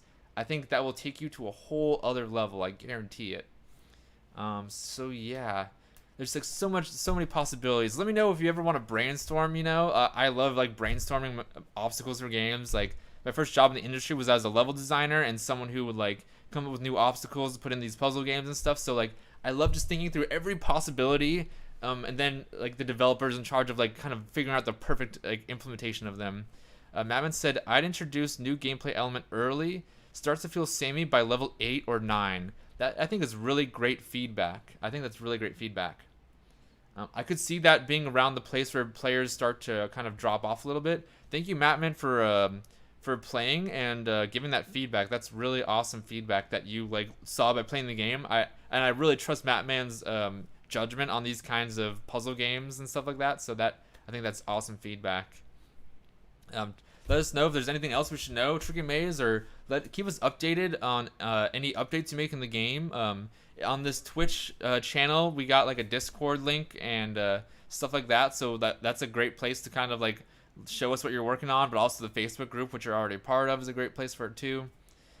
So I wanted to play this game because, and as I said to the person who made this game, like, this as a core appeal to gameplay is like really good for casual mobile puzzle games. Like, I was really impressed by it, and I thought it was a great game to give feedback to. Like, I'm glad that people are kind of they kind of seem to agree in certain ways about the game elements, and Tricky Maze is already thinking about that. The teleportation, I think, is really awesome. I like the idea of blocks moving or blocks that you move, but maybe like teleporters are more simple kind of. And so yeah, I think there's a lot to like think about with regards to like what's the order of obstacles and what's the best way to like order them so that they like increase difficulty over time and that they make sense, each of them, and they all kind of feed into each other. Tricky May says, next I want to create something like Jason Friday the 13th puzzle game. Let me look at that. Friday 13th puzzle game. Is that like a classic game? They made a puzzle game.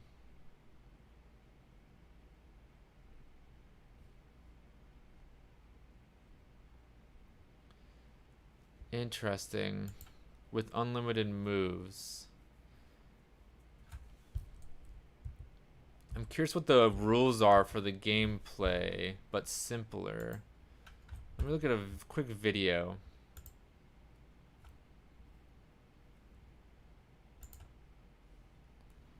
I just want to know like what the core gameplay is so that I can kind of give my feedback on that. Oh, so you're kind of like moving these players away. That's or you're playing as the bad guy trying to get everyone. Um, are you talking about that being a new game? Or are you talking about that being a feature in this game, like obstacles inspired by it or something, or a game mode inspired by it? I wanted to try the new one. Gotcha. Let me look at Explore. What is that? Oh, this is one where they're hidden. That could be like a cool obstacle, I think, as well, honestly. Remember hidden ones? Okay.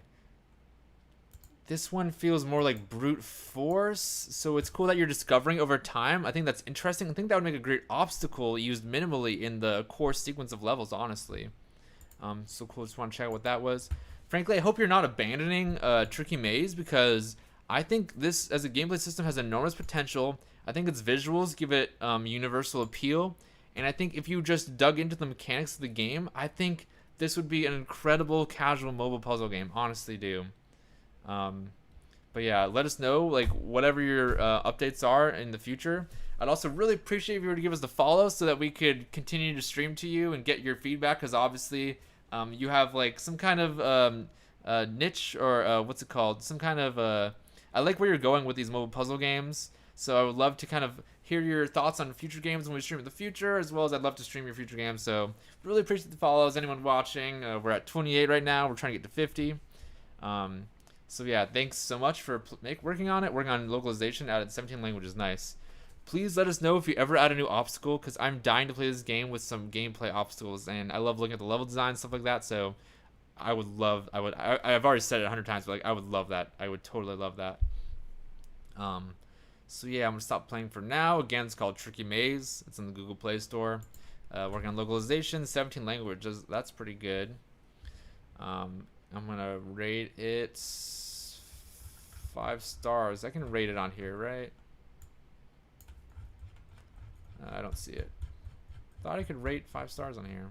I like that it says Soft. I will try. Cool. Yeah, I really recommend it. And again, I think once you expand the gameplay with more elements and you introduce them level by level, that's gonna give, because right now players don't care just about the difficulty. They want expansion and game design possibilities. So that's why in creating a level by level puzzle game like this, it's essential that you continue to add new game elements. That's how like Candy Crush and all these mobile puzzle games, that's how they compel people so much, is that one of the ways is that they're constantly adding onto the design space. So it's not just getting harder, it's about like making it new, you know? And that's essential for casual players, which is how you get money in these kinds of games. Casual gamers don't want to get forever difficult, you know? They don't want it to be too difficult. They want it to be constantly within the grasp of their skill mode. Mammon said, try their Explorer mode. I did. And so in Explorer mode, the blocks are hidden. So I like that you are kind of figuring out, it makes you kind of have to play the game kind of in order to unearth the possibilities and the correct strategy. However, I think that would be a better used as in the main mode as an obstacle. You know, maybe there's some hidden blocks. I think that could be cool.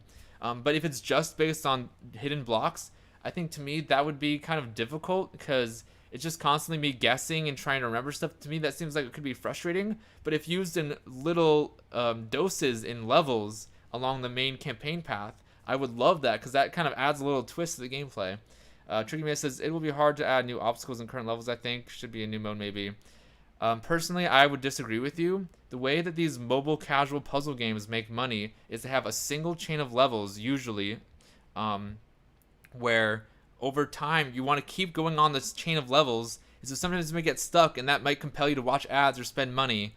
If you add new game modes, like you're creating multiple progression lines, when really the way to add long-term value is to have one line of progression that players are marching towards. If you look at all the popular mobile puzzle games, that's what they all do, you know? That's why there's like 1,000 levels, 10,000 levels in Candy Crush in a row, you know?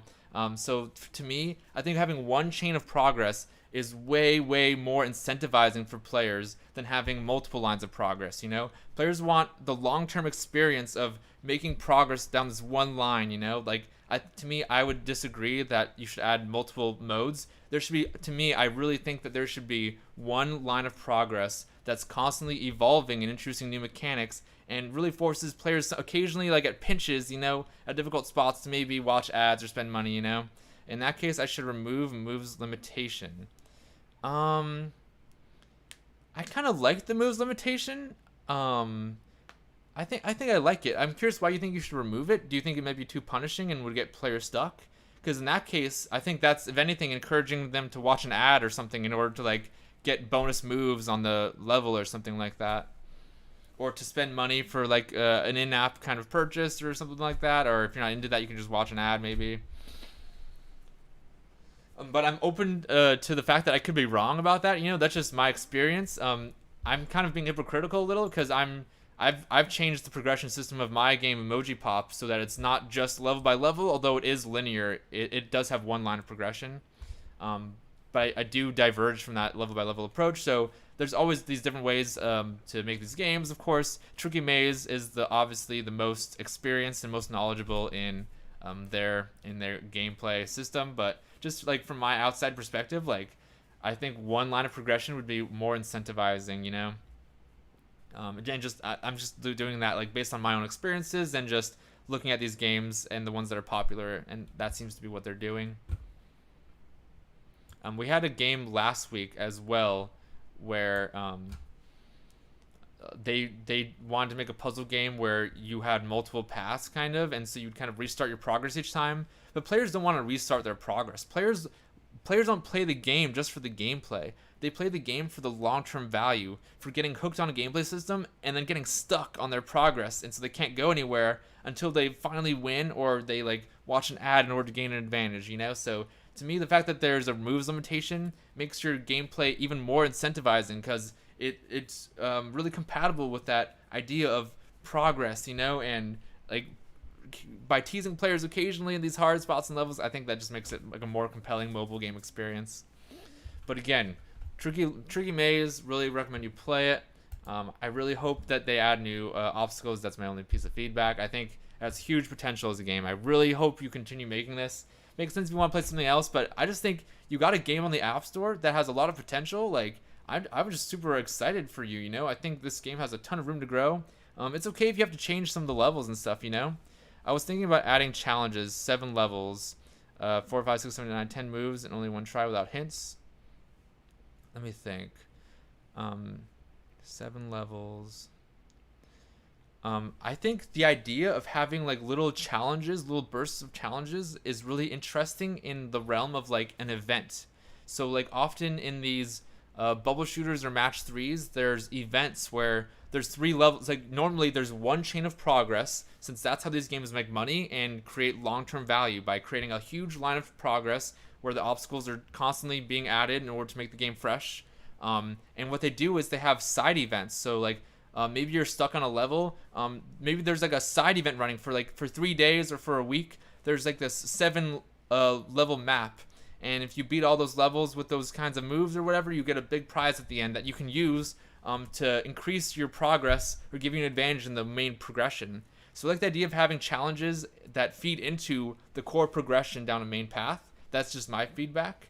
I think that's interesting. And like if they're like limited time challenges, then that makes players want to keep on checking into the game, Or maybe there's like, it could be 7 levels. It could be, what you could do is like have like a 7-day challenge where there's a new level in the challenge each day, and if you beat all 7 days in a row, maybe you get a huge prize that like really allows you to like beat some levels really easily in the main progress and really make progress. And so that gets players checking in every day. It also really increases their value to do that because it helps them in the main progression, feeds into the appeal of the main progression. With timer, you can play it once in 4 hours. That's another great way to do it, so they want to keep checking into the game. Like I like what you're thinking with that. That totally makes sense. Yeah, I could totally see an implementation of that really working and incentivizing players. I think that's a great idea. That's really interesting.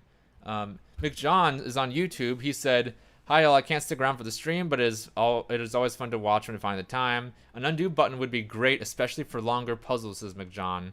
I could totally see that. So McJohn's suggesting an undo button. So there's no punishment for losing a level. You can undo the whole level. But as McJohn said, for longer levels, an undo button might be a great, like, I think it might be a great booster. So imagine you can undo your move once. That could be great for, second.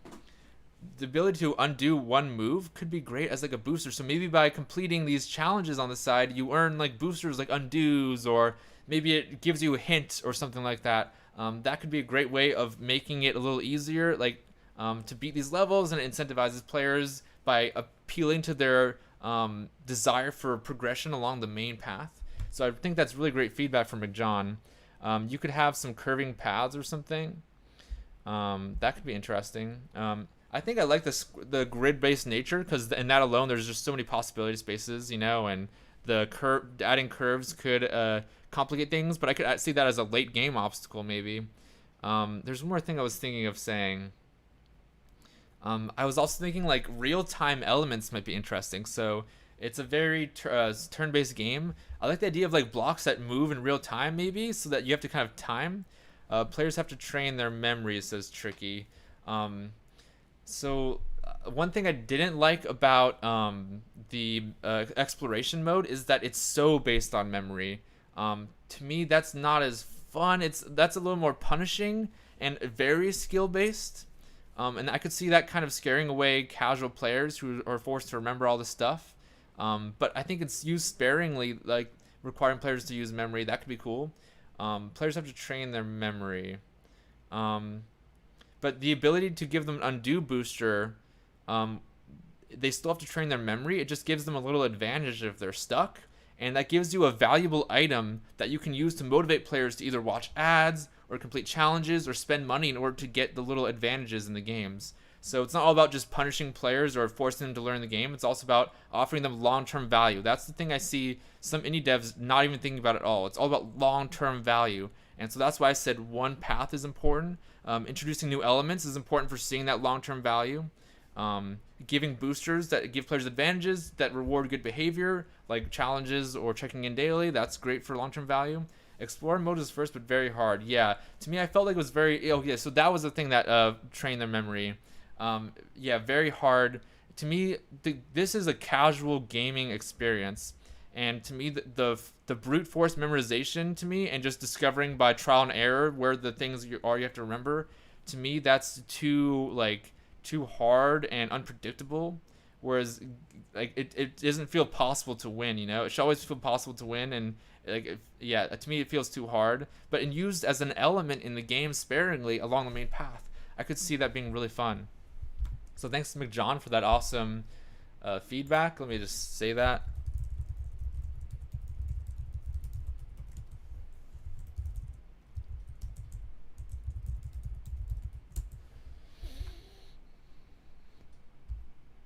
Sweet.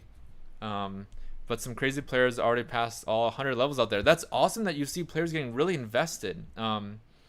So for me, I maybe you want to target those harder players. For me, I like to target the casual players. But also that's where I come from. I come from casual games, and I think that's where you kind of make more money through a general casual audience.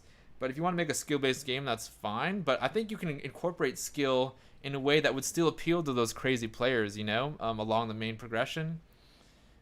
But yeah, that's interesting. That's awesome that you have players that have already passed it. That's really interesting to know. That's really interesting, actually. Yeah, I'm gonna keep moving on, but thank you for sharing that. That's really interesting. There was, I think Tibasoft is still here. I want to play. Didn't Tibasoft? I keep forgetting who is who. Tibasoft, is your game Wayslider, or is your game, or maybe I'm thinking of Arkany. I keep confusing Tibasoft and Arkany. They're both very active, awesome members of the community, but I forget which one is which in terms of the games they make. Let me look at Discord. Game development. One sec, let me put this to the side. Oh, sweet. Yeah, this is Arkany. So I want to play Arkane's game right now. This is it's called Idle Way. Let me find it on the. And Tricky Maze, feel free to keep sharing stuff about your game. Thanks for all the feedback. Hope to get some on Play Store as well. Yeah, awesome. After the stream, I'm gonna make sure I give you 5 stars. I hope other people do too. I'm glad. Thank you for Mattman and others for playing the game. Hope you play it even if you're seeing this later on. Really recommend it. I think it's a great thing to learn from. And again, the core thing I learned from this is a great core casual mobile puzzle game gameplay system. And again, just so excited to see where you take it from there. I hope you keep working on it because I think I see tremendous potential in it. So I'm gonna look up Idle Way Slider. So this is Arkane's game from our community. You have to scroll down a little bit because it's in beta. So it's called Idle Way Slider. And okay, so this one allows me to rate. It wasn't allowing me to rate the other one. I probably already rated Tricky Maze, so that's why I couldn't rate it. I'm gonna give this 5 stars as well. Hold on. Post. Done. Okay, so this is made by someone in our community, Arkane. And thank you again for Tricky Maze for popping in. It's super. I love talking to developers about their games, so this was like a super awesome exchange. Like, it was really awesome talking to you. Okay, this is called Idle Way. I'm gonna play locally. Okay, so I don't know how it works. It's throwing me in, so I'm reacting to this live. I see a chicken there, and I see a couple blocks. I'm gonna go for the chicken. And so it's like an idle game where you're attacking as you go on. Maybe we'll play Guysoft's game next, which is Merge RPG, and it's a game in the same genre. Maybe we can kind of like compare the two in some ways. I see a tree here. I'm gonna go for the tree. So again, these are probably rocks. So there's like, you're getting resources. There's logs, minerals, coins. I already got a chicken once, so I'm gonna go get a rock now. So it's like a 3D kind of infinite runner kind of style, but it's an idle game where you're collecting resources. And I'm guessing you're gonna be able to. I'm gonna go to the store. So you're able to upgrade. So for upgrading the axe, I need 4 logs. And 4 coins as well. I don't need any rocks. There's a pickaxe, a sword. I need 3, 3, and 2. To improve your speed, you need this. So you kind of have to decide what is best for me to upgrade. And I just noticed that my health is going down. I think I was attacking an enemy. I'm going to get another rock. I want to try to get a few upgrades here, at least like just a little bit, and then see what the upgrades do for us, kind of. So I'm using a pickaxe. So by improving the pickaxe, I can do quicker or better damage to rocks, I'm guessing. I'm going to avoid the chickens. I think those were hurting me. So you have like an HP that regenerates over time. I think that's really interesting. And so now I'm guessing I could like go for the chickens.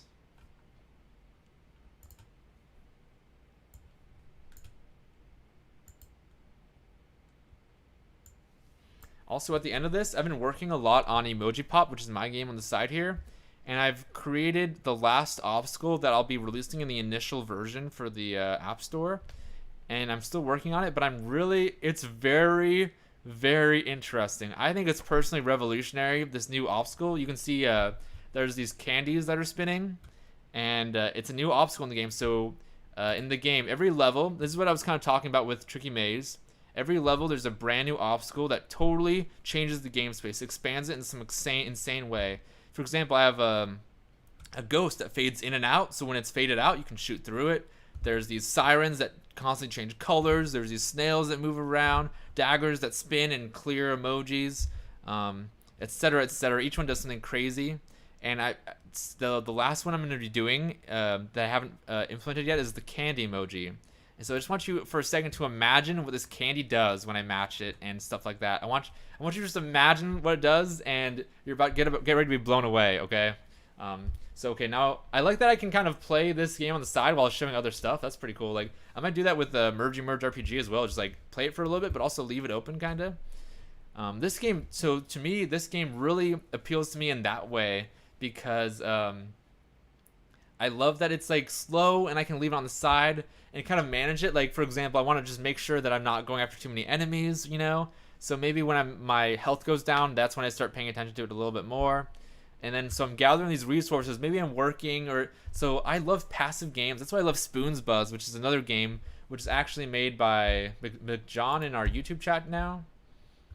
So McJohn, who's been commenting on YouTube, they made a game called Spoon's Buzz, which I recommend you play. I know it's on iOS. It might be on Android as well. And it's a passive game. You download it, and then you're in this game, and you don't even play it by leaving the game open. You close your phone, and randomly throughout the day, the phone will buzz and will let you know when you need to like do some quick action in the game. So I love. Sometimes I don't like working. You know, I get kind of lazy or whatever it is. We all do. And if I just have a game open, like even if it's something I'm not constantly participating in, then it kind of motivates me to work. So I love. That's why one appeal that I already see in this idle way slider. Is that I could like leave this open and like gain materials, and then whenever I check into the game, I could be like, oh, it's time to do some upgrades. So let's see what we can upgrade. So we're gonna upgrade our health, or some of these items. So let's do the pickaxe. I'm gonna upgrade the pickaxe. So now we have the wooden pickaxe, and we can chop through wood faster. There's a sword which would allow us to chop through the chickens and monsters faster.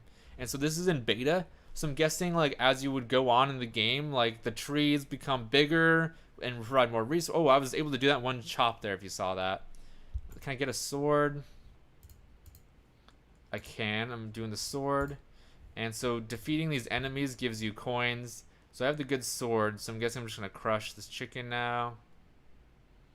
So I like the idea that like I'm guessing over... Oh, and so I see some more complicated enemies ahead, I think. We need more trees. So the next upgrade for the sword's a lot bigger. That makes sense.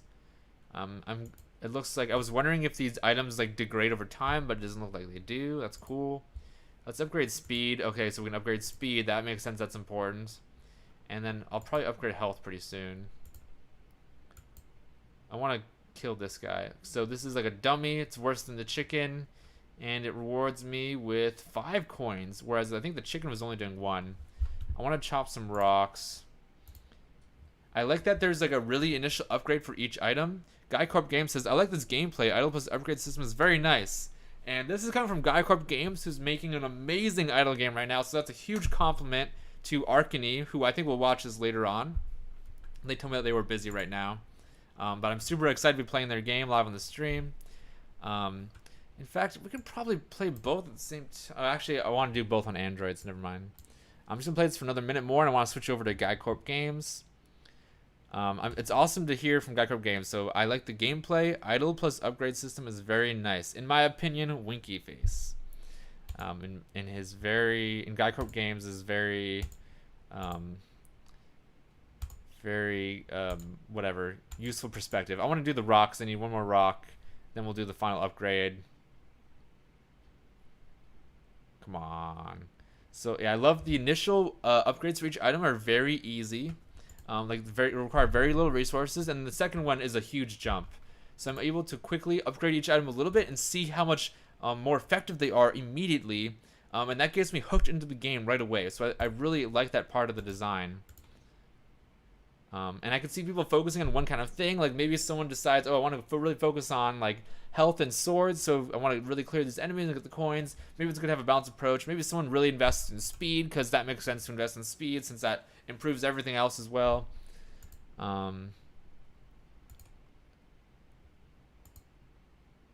Pickaxe we can do.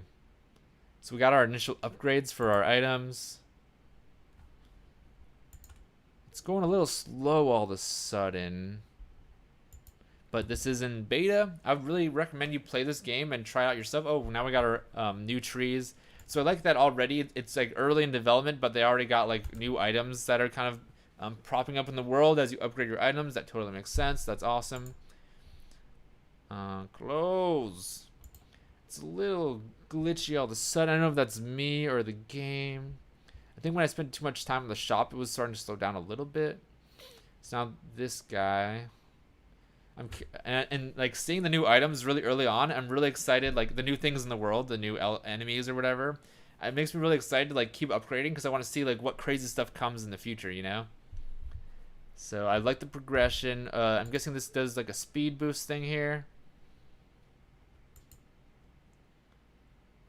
So I think the game is slowing down as we're going forward, so that's maybe like a bug that they'll need to work out. But my like just overall review of the gameplay is just totally in line with GuideCorp games. I love the gameplay. Idle plus upgrades. This was nice, and as I said, I like the way I like the initial experience a lot. Oh, I like that you can watch a video to speed up the game times 2. That seems like a really incentivizing thing to do.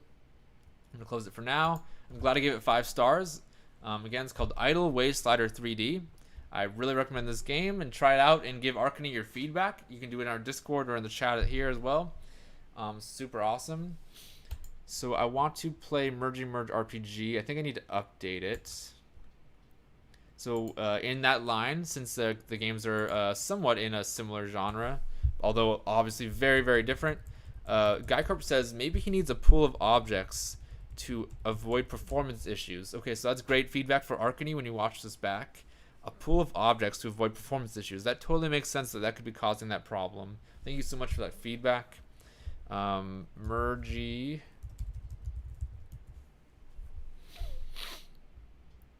Sweet. New update. You see my review already. 5 stars. I really recommend everyone play this game. This is a really polished idle game, and I'm seeing constant updates that upgrade the game, and like they're doing a leaderboard system that I think is really cool for like a community and for long-term value. GuideCorp says, nice, thanks for playing. Yeah, no prob. Thank you for making this game. So GuideCorp Games is an awesome member of our community, and as I said, I love playing games from our community. 1 second.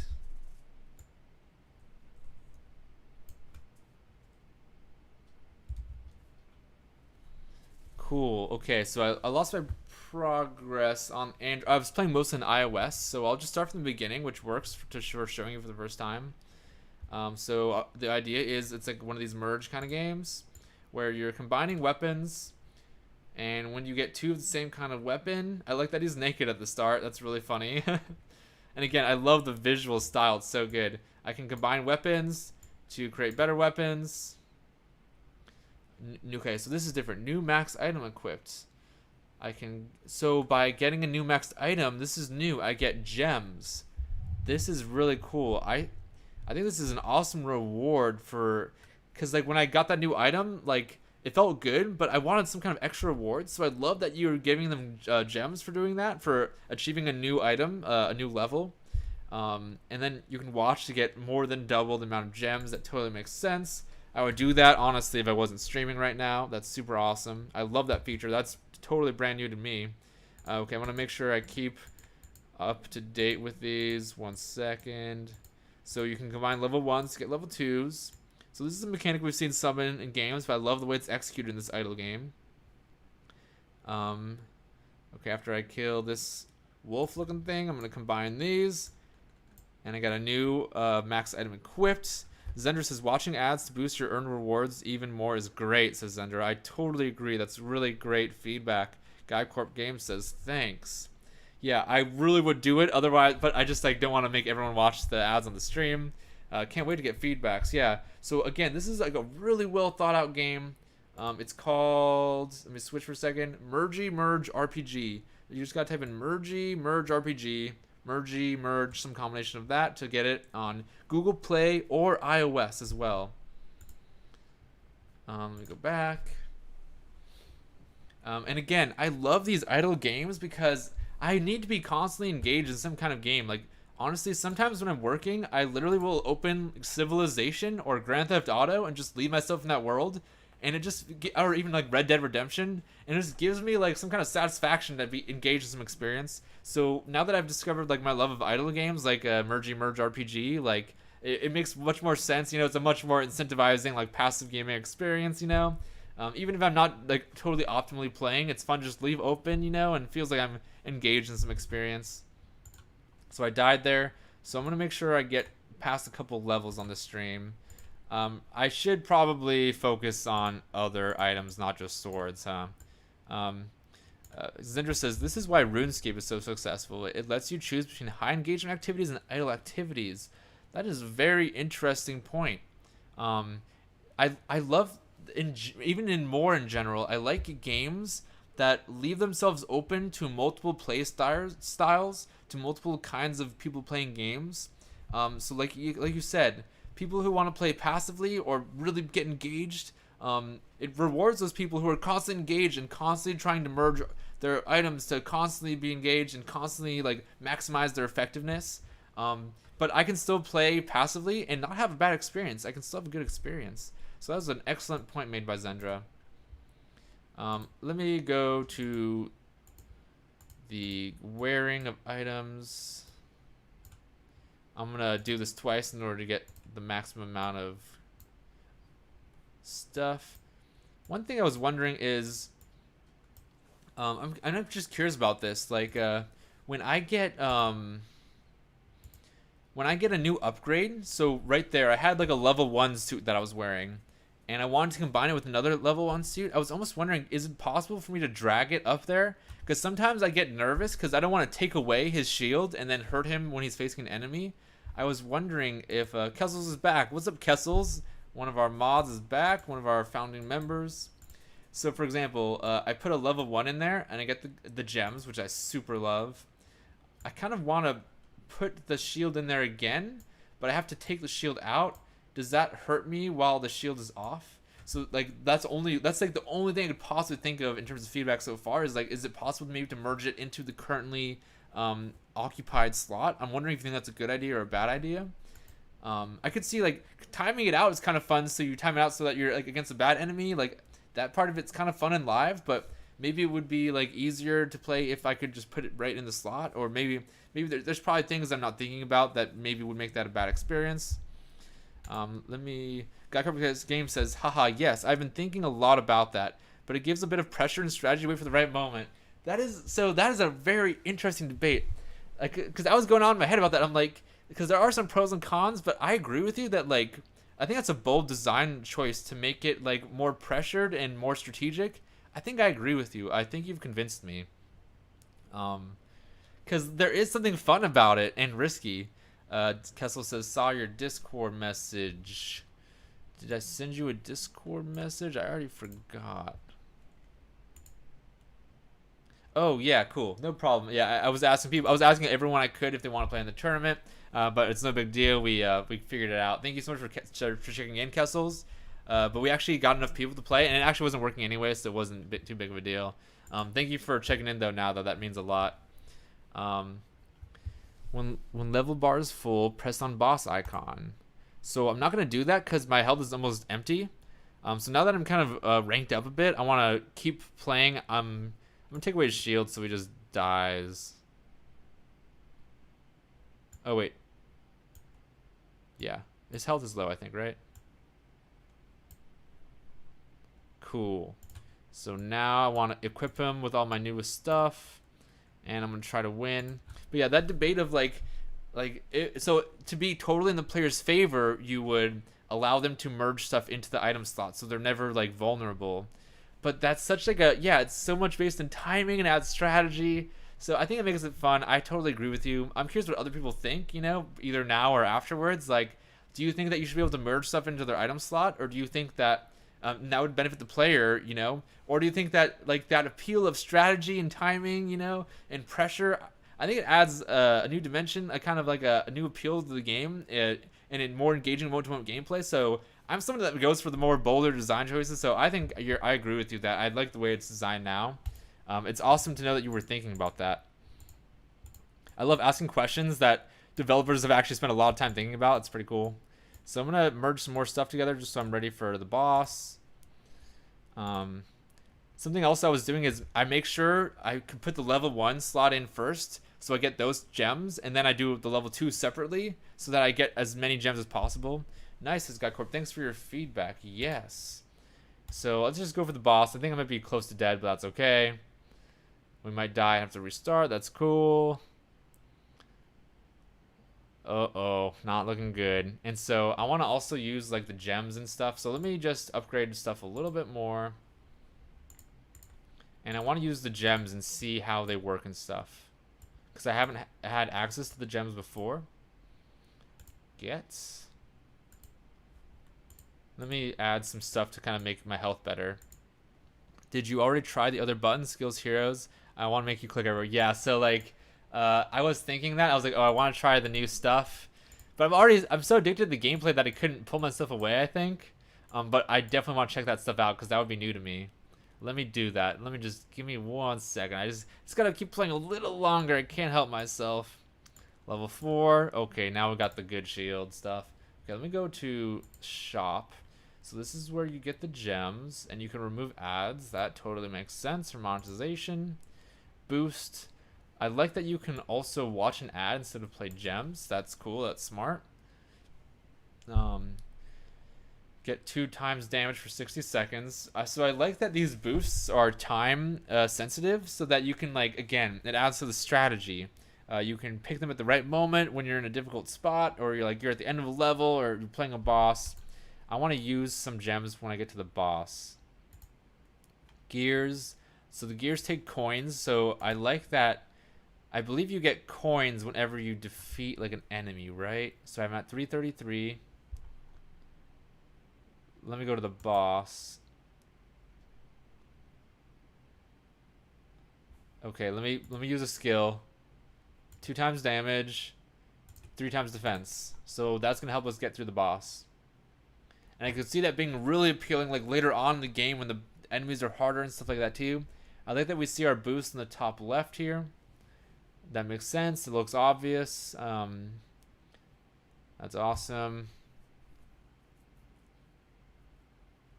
And I also like these temporary boosts because you feel super powerful for a while, and then you're gonna lose that powerful feeling, and you're gonna go back to normal, and you're gonna be like, oh, I want to get back there, and it's gonna incentivize you to either keep using boosts, or it's gonna like make you value them more, or it's also gonna just make you like want to keep improving your stats so you can get up to that kind of damage like normally, kind of like. I like that you're giving players like a roller coaster of like feeling good with the gems and then going back to normal, because like I don't know, it just makes you desperate to get back to that position again. So the coins only come out with some enemies. Interesting. Guy Corp says new shop is coming with new options like crafting stuff level 2 or 3. Cool. Interesting. I'm excited to see that new shop. Let me do the new boss. Okay, maybe we should invest in some boosts right now. Attack never miss, times 2 gold, sure. Let's do that for now. Most of those won't help us beat the boss. And I have to wait for these boosts to regenerate. New shop coming, new options. So there's also skills. So skills take coins. And they permanently upgrade your character. I like that. And you can also use coins for gears. Increase 1 slot to armor inventory. Interesting. Let me do one of these. Increase 1 slot. 250.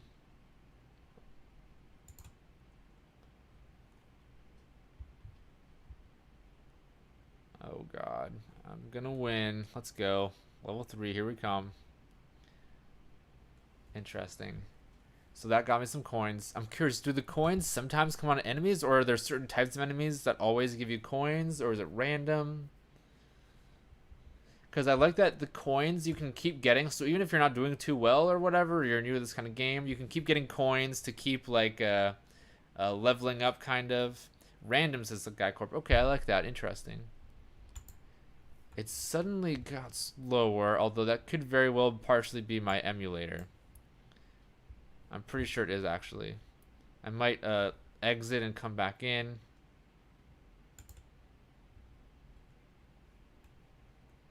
Here's the app page again. Merge RPG on iOS or Android.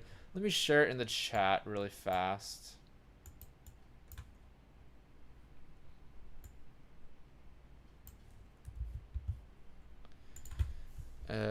Merge Android and Emoji iOS. And I think the Android one is totally up to date with the latest update, but iOS is really fun to play on too. Emoji iOS. I may add some more intel during tutorial. I'm curious what you mean by intel. Open.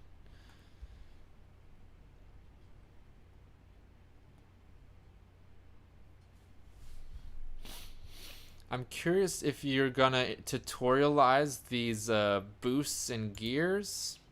I think most players would kind of discover them on their own, but I think that could be cool. Okay, I want a new sword. For some reason, I always love okay, I see. So I increased the slot so I can hold more swords, and I think that kind of allows me to kind of get the higher levels of those gears as well. Meaning, please use skills to upgrade to have a look at hero screen. Cool, that totally makes sense. I like that you're gonna expose that to players early on with like a tutorial kind of stuff. I could see you like setting up their first use of those kinds of things like skills or gears or boosts in a way that they really shows them how valuable this stuff is. I think that's a great opportunity for that, as well as to like teach them how it works. Like if you're there like a newer player. I want to look at my hero. Okay, so it shows the items I got. I can choose this person as wow, seems like a girl. Will suck your enemy's life. Oh, you can use these gems to get more advanced heroes. That is awesome. You get a permanent bonus. Will suck your enemy's life. Interesting. Not a permanent bonus as well. Block to all heroes.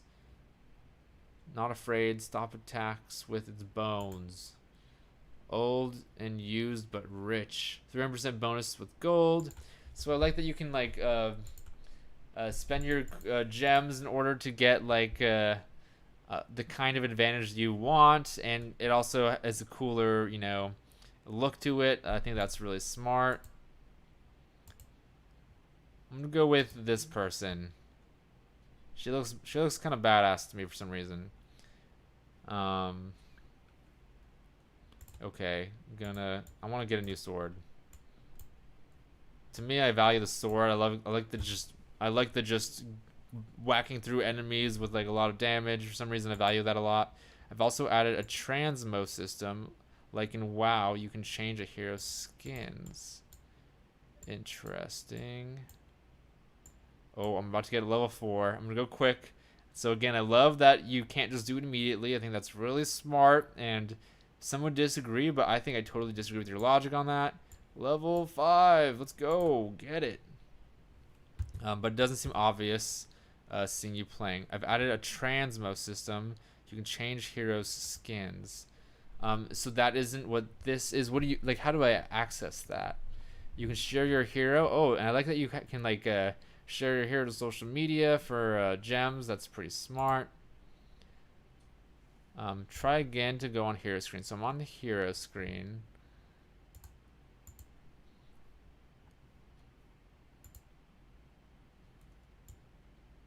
Ooh, there's like stuff you can wear eventually.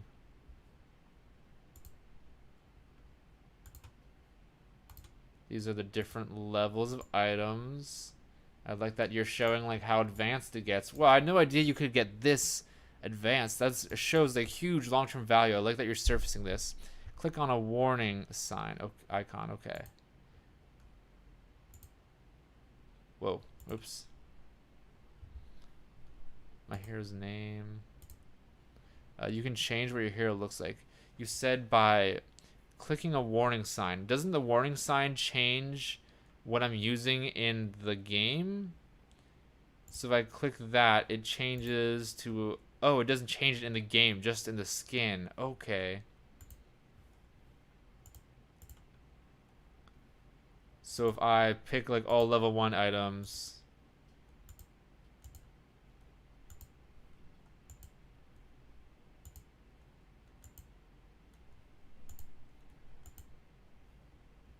It changes it to be basic, but in the game, it's actually still the same. Is that what you mean? Without changing level? Okay, without changing the level of the equiped item. Cool. I like that. So when I saw that, I figured those are my current items, and so I didn't want to change them because I figured it would change them in the game as well. But obviously, like now that I think about it, that doesn't make sense. So it makes sense what you're doing. Yes, says Guy Corp. Cool, cool. Oh God. Use the gems. Use gems. Use gems. Use gems. Oh, I'm out of gems. Oh, I still won. Thank God. Hold on. Let me ban this person real quick.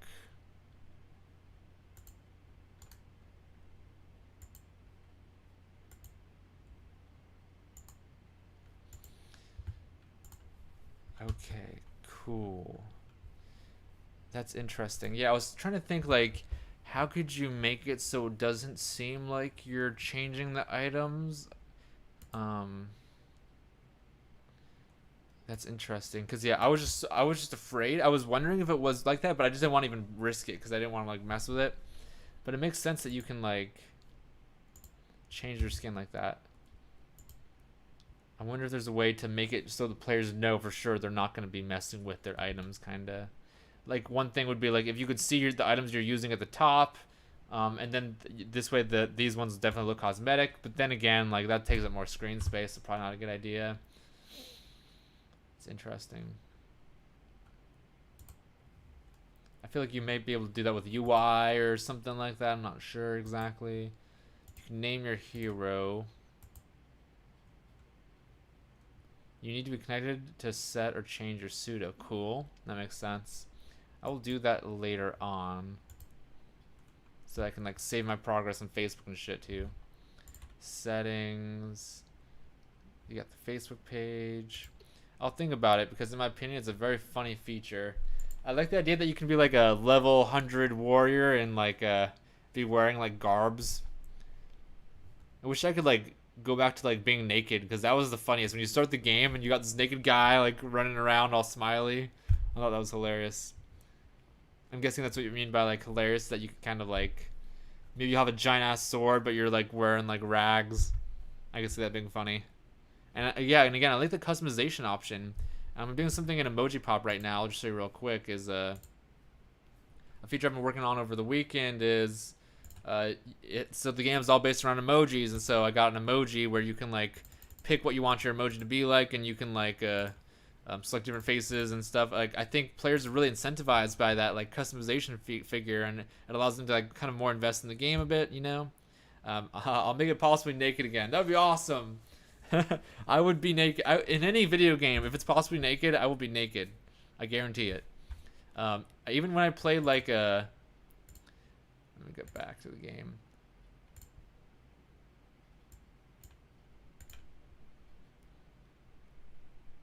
Reset.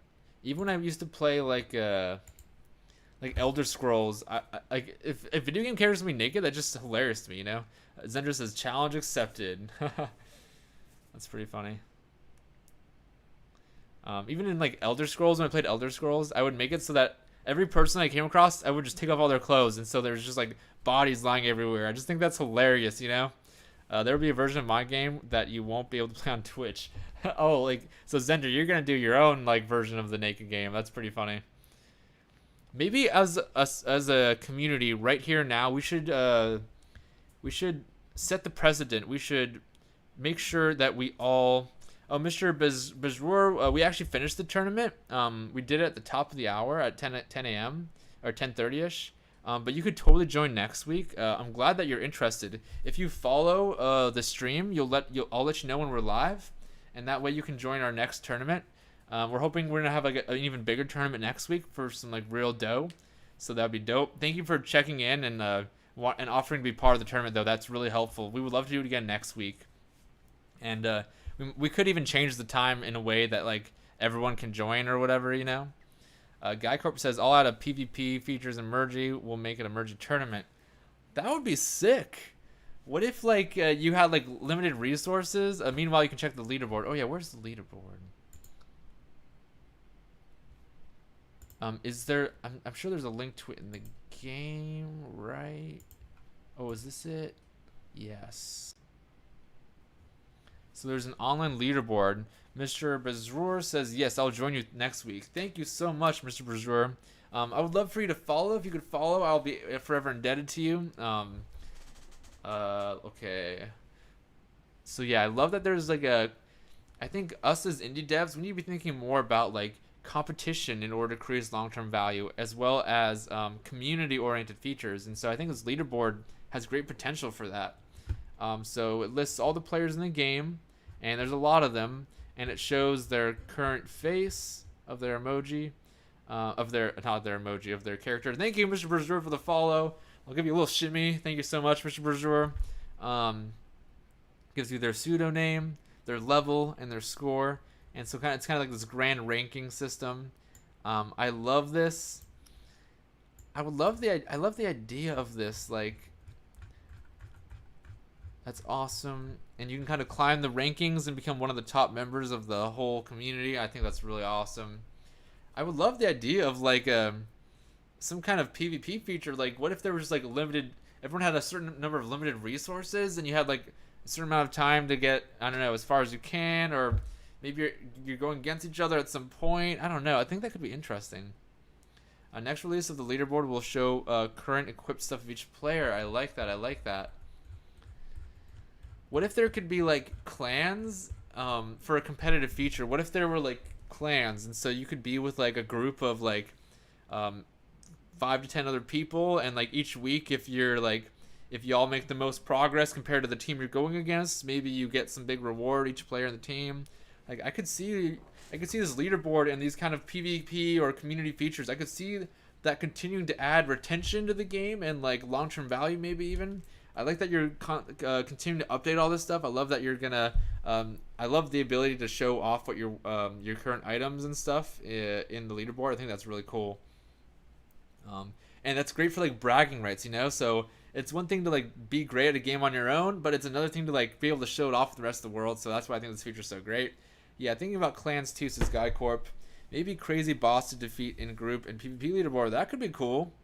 Got a lot of ideas next coming releases. I'm so excited. If you keep releasing updates to this game, I'm going to keep playing and I'm going to keep streaming it. Same goes with all these games, but this game specifically, I think it's really fun, and I want to start climbing the leaderboard now. Zendro says, damn, dude, I literally made the worst possible build for the ice boss in my game. Got annihilated, no chance. Dude, you got to get good. Get good. Guy Corp Games, very nice. Thanks. Yeah. Yeah, I'm freaking digging this game. And like, I'd never really played many idle games before. This game name. So, this game is called Mergy Merge RPG game. So if you type in Mergy Merge, and actually I linked, if you look above, I linked the iOS and Android links. The Android is most updated, but it's also on iOS as well. It's called Mergy Merge RPG. M-E-R-G-Y for Mergy.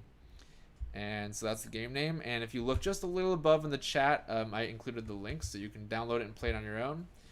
We would love your feedback on it, you know. We love having conversations about these kinds of games. Let me go back to the game. Thank you for asking that question. I should probably have like something that shows what game we're playing on the side or something. I have like this. I'm getting more and more organized each week. Thanks, WizKid, for following us. That means a lot. Whoever you are, WizKid, I like your name. I'll give you a little shimmy too. So I'm getting a little more organized each time. Now I'm starting to create a roster of the games we're playing each week, and I'm including the links to the games. I shared it in our groups. We got a Discord group, we got a Facebook group, and you can see the links to that on my Twitter or in the links below. Let me make sure no one's chatting with us on YouTube. Oh, Brahim says, how can I join the tournament? I just want to say... we finished the tournament. We'll be doing again next week. Thanks for being willing to participate. Means a lot. Oh, that's actually the person from our Twitch chat that I responded to. I just realized. Thank you again, Mr. Brazour. So yeah, I'm getting a little more organized each time. The same way, like each update of Merge RPG gets better and better. You know, the streams are just gonna keep getting better and better. We're starting to add, you know, these tournaments and getting a little more organized. I'm reaching out to the developers before I go live with their games. It's only gonna get better and better. so I could have played the boss. So yeah, this was awesome. I hope everyone plays this game. I'm excited to keep playing it. I think it has a ton of potential. Super fun. And again, like I was never someone that played these idle games, like just because I never like really tried. And so Merge RPG was like one of the first ones I played that I really got into. And I really dig the appeal of it. And I'm gonna leave it open while I work on my game Emoji Pop later on today. So I'm really digging it. Thanks again for Guy Corp Games for allowing us to play this game and for working so hard on it and for making it so awesome for us to play on the stream. I'm going to move on to the next game so we get through all these games. I really like where you're going. I like where your head is at with the leaderboard and all these new features. Like you're thinking about clans and PvP and stuff like that. That's just going to keep continuing to increase your retention and the long-term value of the game. I'm so excited to see where this game goes. Okay, so we got a few more games to play. Thank you for streaming and feedback, says Guy Corp Games. No problem at all. Like, literally, like, the honor is mine. Okay, so we got a few more games. There's this online MMORPG mobile game that I wanted to try. First thing we're going to play Resist by Shell Shock. And then Combo King by Terrence. And these are all members of our community. So that's one of the advantages of joining this community is I will play your games and stream them, and we all give feedback, and we talk about how awesome they are. And promote them as well. I want to start clipping this stuff into YouTube videos so we can give these developers even more promotion, maybe more exposure. So I want to start with I think the MMORPG might be good to end on since it might be a little more to chew on. So let's do Resist. This is like a puzzle kind of game, a light kind of action kind of game for mobile, simple controls. So let's do that. I'm gonna search Resist. I've downloaded it, but I need to update it.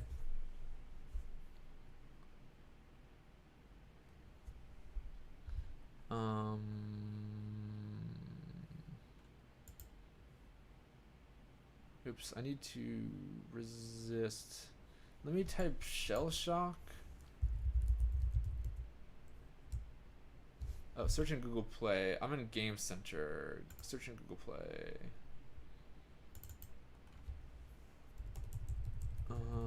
Resist. Cool. I'm gonna update it. I saw that Arcany, whose way picker game we played, I saw them message me. Let me open that.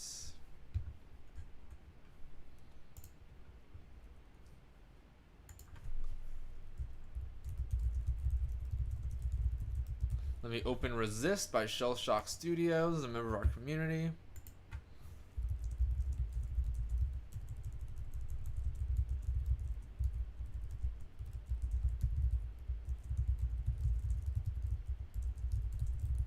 Okay, so this is called Resist. Let me show you in the Google Play Store. And I'm going to copy the link in, and if you want to play it, that would be awesome. It'd be awesome to get your feedback on it. So Resist, and it's for Google Play. So I just pasted that in the Twitch chat. Let me finish responding to Arcany. Oops.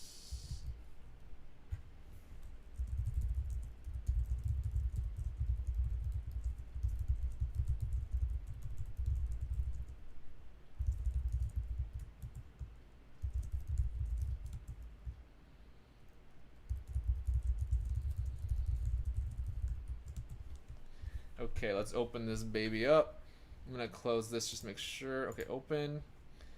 Okay, so we tried this once in the stream and it didn't really work, and so the developer has been making updates for it, and I think it's gonna work now. So we hit play. So there's like enemies coming from at you from 4 sides, and I'm pretty sure push and resist for as long as you can. So you like do that to push. You have to do it just the right time. Okay, I like that. So it's kind of timing based. Oh, I waited too long. Let me try again. Okay. So I pushed at the right time. I got like a shield icon, so I'm getting like points. I waited too long. So I still need to figure out the exact timing of this. It's hard to know when they're coming from the bottom exactly when. I think it was waiting too long, so I guess it's like when they're on the last square sidewalk.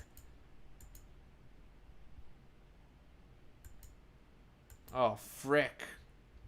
Retry. Okay. Sometimes it's a little hard to play some of these kinds of games on my emulator because it kind of pauses for a second and I can't do it at the right time. I like that they're coming from random directions, so it's different each time. That's good for like chance. Oh, now there's two all of a sudden. Okay, that felt good. Okay, come from the top. I'm really curious to see how high my score I can get. The way they move is pretty funny. Oh, God. I leveled up. Okay. Ah, frick. Okay, I'm gonna play one more time. I wanted to see, like, when I leveled up, I wanted to see, like, what that affected. Does that mean, like, those enemies are, like, harder? Like, the ones with the helmets? I noticed, like, before I leveled up, there were two coming at me at the same time almost. Oh, frick. So I just wish one piece of feedback I could give is like I want to be more confident in my timing. So I wish that when the pig was able to be pushed, it would like glow or change in some way in the moment where I can start being able to push it. Because otherwise I'm trying to visually perceive like, oh, it seems like it's about here, and to me like that uncertainty doesn't make the game better. It makes it a little more frustrating because I can't be as confident in my actions. But if the pig like just like glowed or something, or there's some like little light that went off on somewhere that showed you could push it now, I feel like that would make it more enjoyable to me. Because I could be more confident in my abilities, and when I lose, I feel like it's my fault, totally my fault, and not like some uncertainty or something. So and like even in the tutorial, it doesn't tell you when you can push them. It's something you kind of have to figure out, and because they're coming from different angles, like it's especially hard to see when to do it from the bottom, for example. So that's just one thing about the core gameplay that I think could really benefit the game, is like just knowing the exact timing of when you can hit those, because there's like a period of time where you can hit them, and I just want to know what that is. It seems uncertain to me. So that's the only piece of feedback we could give out the gameplay. Other than that, I can see it being like a fun experience. I wish I want to know like I think it gets harder maybe. So something that I end up telling about a lot of these kinds of games is that I think we need to keep in mind long-term value. So I think that there's a lot of room for this game to grow if we think about it in terms of long-term value. Like maybe for example, one simple thing could be like your avatar. Maybe you're by upgrading, you're getting a currency by doing well. Like these shields that you get, maybe they turn into currency, and maybe that allows you to. Oh wait, maybe this actually already exists. Okay, I just need that. Maybe I need to like explore the game first. So I'm climbing level 1 right now. Oh, there we go. So by going to the next level, you unlock a different skin. So I think that's great for long-term value. I was wondering if these different skins allow you to get more points. Like maybe they have a farther reach or something like that. Or maybe when the cop gets near Jason, maybe it gets a little afraid and that slows it down a little bit. Something like that could be interesting. I want to see, so I like that there's customization, and there's a lot of characters it looks like. I kind of want to get to the next level. I wish that I could more quickly get to the next level. So as early as possible, I want to start seeing the game expand. And so I play like a decent amount, and I'm only like a third of the way, or maybe even less, to achieving the first level. So I feel like earlier on, if you can show players, oh, you unlock this thing, and there's a lot more to unlock. If you can service to them as early as possible and give them like an early big win kind of in that way, that gives them a positive experience with the game and shows them right away that there's more long-term value to be had in the game. The game's going to keep expanding, etc. And so along that line, I'm not going to be able to in this stream figure out if there's gameplay advancements over time. But it'd be cool if like some of these guys had like certain perks. Like maybe you want to choose one that gives you more currency. Maybe this one scares police coming in one direction that you can choose, or has some limited time booster, or there could be ways to kind of expand on the gameplay over time. Maybe you unlock more difficult pigs or something, or maybe there's a different kind of map set up or things like that. It'd be cool to see. I'm not exactly sure what it would be. The developer would know way better than me since they are really entrenched in this gameplay and in this game. But I could see there being a lot of evolution of gameplay over time, and that would make me really excited to keep playing in order to keep like unlocking new stuff. Kind of like where we talked about the tricky maze. I didn't want. I saw an increase in difficulty slightly, but there was no new elements being added to the game, so I could see that being really awesome for this game is to add new elements that keep the game engaging and keep expanding the game space. So that was super fun. I like the gameplay system. I think there's a lot of appeal to it. It's simple, like I said with Tricky Maze. It's simple and addictive in the short run, especially. You know, to keep improving on your score.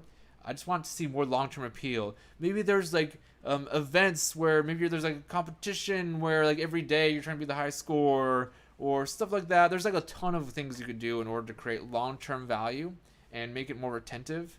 Right now it seems a little static, but maybe that's just because it's taking me so long to get the second level. Who knows? That could possibly be it. But I'm curious to know what you guys think. Feel free to play it. Let me show you the game link again. I pasted the link in the chat.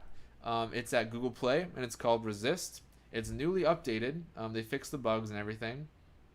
I gave it 5 stars already. So another game made from our community. So I really like to help these people out and really talk about their games and learn from them. So that was really interesting to play. Thank you, Shellshock Studios. And I forget the person's name in our community. It is this person. I don't know how to say this person's name, but it's an awesome player game. And I think the core gameplay is great for mobile. I think it has a lot of potential, and it's fun, and I think everyone should play it. And I'm super excited to see where you take this game in the future because I think there's a lot of possibilities. So we're going to move on. We got 2 more games to play. We got Combo King next by Terrence Williamson. So I'm going to load that on iOS, actually. So give me a second.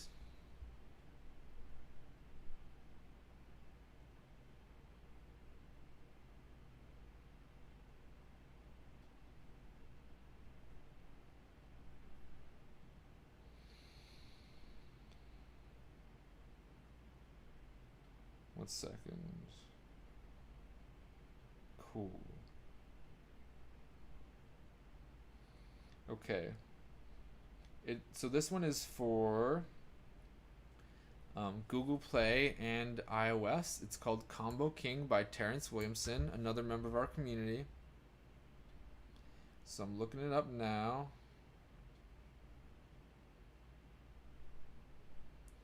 So it's the description of it is called A Different Kind of Fighter. Let me make it so that you can see it on my screen real fast. I'm going to share the link to it now in the chat so y'all can play it. Combo King with a K. That's the Google Play and the iOS link right there. Hold on, I need to restart my mirroring software. I have to do that occasionally. I'm using a program called Let's View that sometimes kind of I have to restart.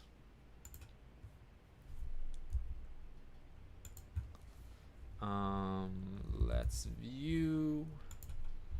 But it always works when I reopen it, so that's why I still use it.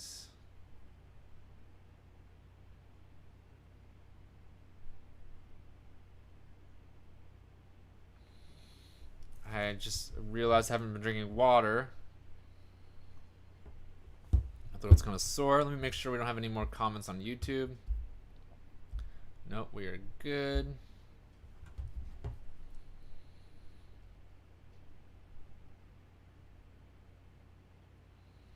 Alright, I'm pulling up the game right now.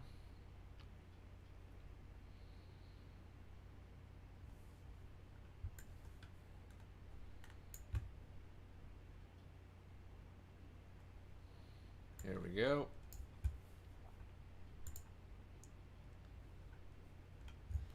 So let me just search for it on the App Store right here. So this is what it is. It's called Combo King. And I want to search for it on Google Play, so just have that in the background.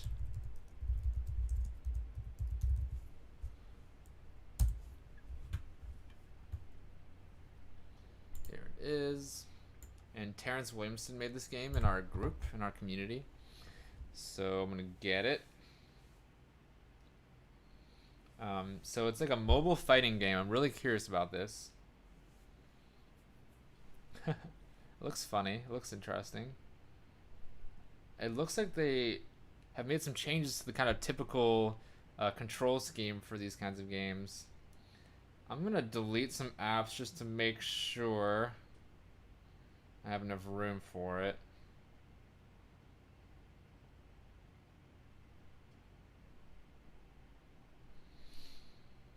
I was playing Crossy Castle, which is part of Apple Arcade, but I wasn't a huge fan, really. Seems like a well-made game, but it's just not my kind of thing, really. Okay, so that's installing. While it's installing, I want to show y'all something I've been working on, and I alluded to it earlier. So I make a game called Emoji Pop. We're not going to talk about it very long today because we do that more later on in the week. I stream Monday through Friday, 10 a.m. Pacific Standard Time to 3 p.m. And I like to develop my game while other people are developing their games, and we chat about game design and listen to game design lectures while I'm working and all this other fun stuff and play games and stuff. But I was working on this new obstacle. It's going to be the last obstacle I create in the game. How big is this game? 630 megabytes. Wow, this is a big game. Okay. And so I've been working on a new obstacle. So I bet you can't guess. So I'm making a bubble shooter. So bubble shooters usually are seen as very different than match threes. You know, game's either a match three or a bubble shooter. And bubble shooter has very defined gameplay. However, I think as someone who's been making bubble shooters for many years, I think bubble shooters share the same game design space as many other genres of games. So, for example, let me show you a level I made a long time ago.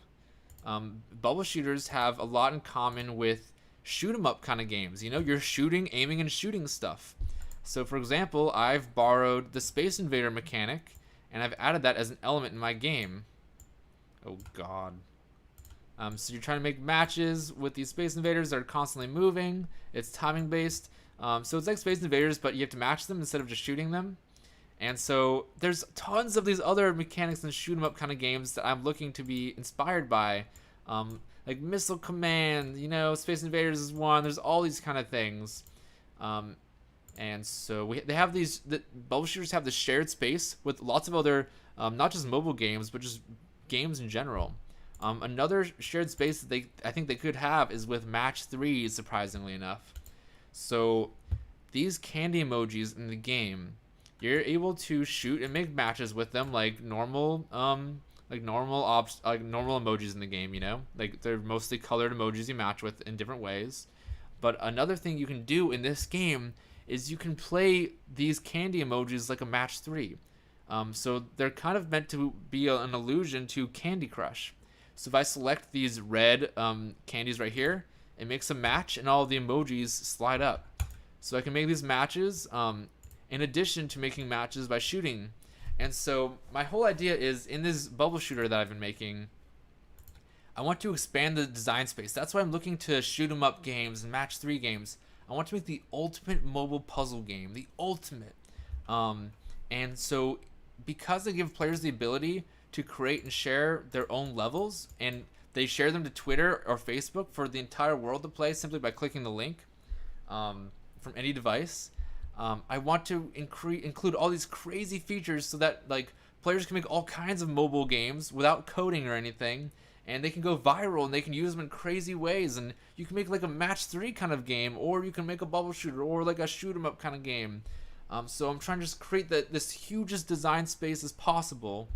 And so that's why I've decided to, the last obstacle that I'm implementing in the game at this point, before I go on the App Store, I have a lot more ideas going on in the future, just for the initial iPhone release and stuff.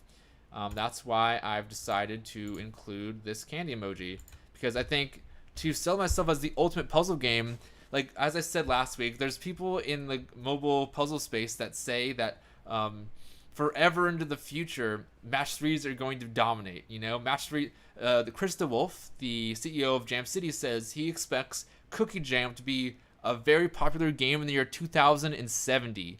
So I am like 26-year-old right now. He thinks when I'm like 70, everyone's still gonna be playing Cookie Jam, and so not only do I think that Cookie Jam is not gonna be played in the year 2070, it's not gonna be played in the year 2025 as casual gamers become more and more gaming literate, and as indie devs start to expand the space and start breaking up this mimicry that's going on in the corporate casual mobile puzzle games industry right now. We're going to be able to replace the match 3 in some ways. Of course, the match 3 will evolve and be its own kind of game genre, but it's no longer going to be the dominant source. It has all these problems that I've talked about in the past. So I think Bubble Shooters is a more pure implementation of the mobile puzzle game. It's a little more skill based, so it allows for a little more investment. It allows for greater possibilities, and I think we can take the good ideas from match threes, and I can incorporate that into this ultimate mobile puzzle game. So my job as an indie dev working on a bubble shooter is to disrupt this industry and to challenge them head on. And I think I'm doing that with even my low-level game designs, even including the game elements I'm creating. So by creating like Candy Crush-like mechanics, I think I sell my point. I'm even more persuasive in my point that we can challenge these companies and I can take their audiences away from them. My game is more player friendly. It has some actual substance to it. I'm trying to empower gamers and aspiring game designers to learn level design. I'm giving them a creative outlet that they can use to build an audience on social media by sharing these levels with the world. I'm embracing skill in a way that these companies don't. I'm never lying to players about how chance is working, so the way that these emojis fall into place, they're never doing it based on what's going to make them the most money, using machine learning or anything like that. It's all random and player friendly. I'm not sucking players' money with this level by level approach that sometimes pinches players really hard on purpose in order to get them to suck money out of the way. I'm creating a positive relationship with my players. I'm putting my face in the game, myself in the game, in the form of these videos that I'm releasing, in order to have like a personal relationship with players and to build a real strong community. So I think that my game Emoji Pop, I just wanted to pitch it for a second, is going to be the next Candy Crush. By next Candy Crush, I mean 100 times better than Candy Crush, And so it's important to be ambitious. It's important to be passionate when you're going to business like this. And so I just wanted to show you what I was working on over the weekend a little bit. So yeah, that's what I was doing. Just wanted to show off my little bit of work, and then we're going to go back to Combo King now. So this is again by Terrence Williamson, I believe their name is. It is in landscape, so that's awesome. It's much bigger. I'm really excited to see what this game is like. Okay, I'm gonna play. I would play the audio, but I think I got a lot of stuff running in the background. I don't want to overload with sound. Okay, story, combo mode. Let's do combo mode. Okay, complete story first. Let's do the story. Defeat G6 ninjas. I thought they were G ninjas, like gangsta ninjas.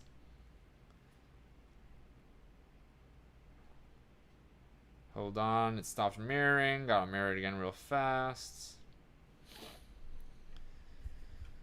Ah.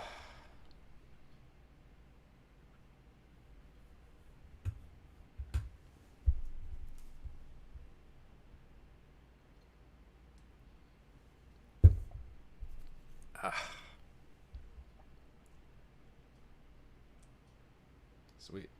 Okay, we're back. So I'm super excited to see how this plays. I saw like a slider bar. That seemed like a really great way to go navigation-wise. Mattman says, how's the stream going? The stream is going good. I'm playing this game called Combo King. Oh, God. So I'm kind of just button mashing the punches. So this is like the bigger punch. That's a smaller jab. I can jump. Whoa, you can jump really far. This is crazy for a mobile game. It's like the graphics are like really good, actually. I love that you can get these big combos. I feel like a badass wailing away at these guys. Okay, it's kind of going slow all of a sudden. This is like a kick on the side here. What's this do? This is a dodge. Oh my god, this is intense. I can see people getting really good at this. And like being able to like totally pick the right sequence of buttons and stuff all the time. Hey, Mattman, did you see what I was showing you about Did you happen to see the new obstacle I added so far in Emoji Pop? That's candy based.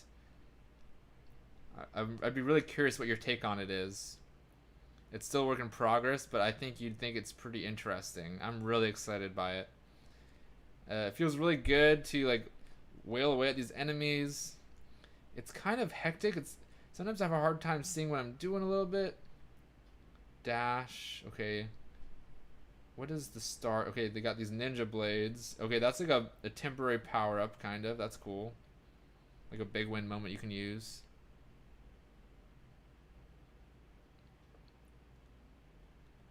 So this is like a sidekick. I'm curious how like I can. Whoa! How somehow I fell off the screen. What is going on? I like that. Okay, so the scroll bar allows me to like make quick kind of movements. I feel like the scroller is somewhat. It's pretty slow being able to move. That's interesting. Okay, it's easier if you're jumping to move. I like the sense of power that this gives you. Like, I like the fast pacedness of it all. I just wish I like saw what I was doing a little bit more. I feel like I'm kind of button mashing and doing okay. Oh God, what is happening? And my screen is going pretty slow. It's not just the stream. Like it's kind of slow. Keep up good work, says Red Warming. I feel like I'm doing really well at this. It feels really fun. Like I'm kind of trying to strategically pick these buttons. My phone is getting pretty warm. I have an older phone, so my phone might not be the best for this kind of game. I feel, but like the one thing that I would really say about this is like it makes me feel really empowered. I'm like kind of going whatever direction the enemies are. My one downside of the gameplay is it's hard to see what I'm doing. It seems like I'm kind of jumping around like from here to there, and it's going slow. But I think that might be because it's my phone. It's a little bit older. When there's a lot of enemies and stuff on the screen, a lot of effects, it feels like it's going kind of slow. So there's a story mode and a combo mode. Control, super combo, combo, run, dash, punch, kick, jump, crouch. Okay. Combo mode, complete story first. Let me play this for a little bit more, and then I'm going to play one more game, and then we'll be done with the stream. It's going good, Mattman. Thank you for asking. Keep up good work, says Red Warming. Are you the developer of this game by any chance, Red Warming? If you are, I'd love for you to follow the stream, and I would love to keep streaming your game in the future and like play its updates and stuff like that as well. As well as get your feedback on these kinds of games, because whoever made this, like, this takes some skill. I think Terrence Williamson might have made this on their own, which is really impressive. So defeat 6 ninjas. I did that. I looked like there's these specific goals. Get 30 hit combo. Forest. So there's like a linear story mode, and then there's like some kind of endless arcade mode. I like that. Oh, it crashed. That's unfortunate. Let's try playing it one more time.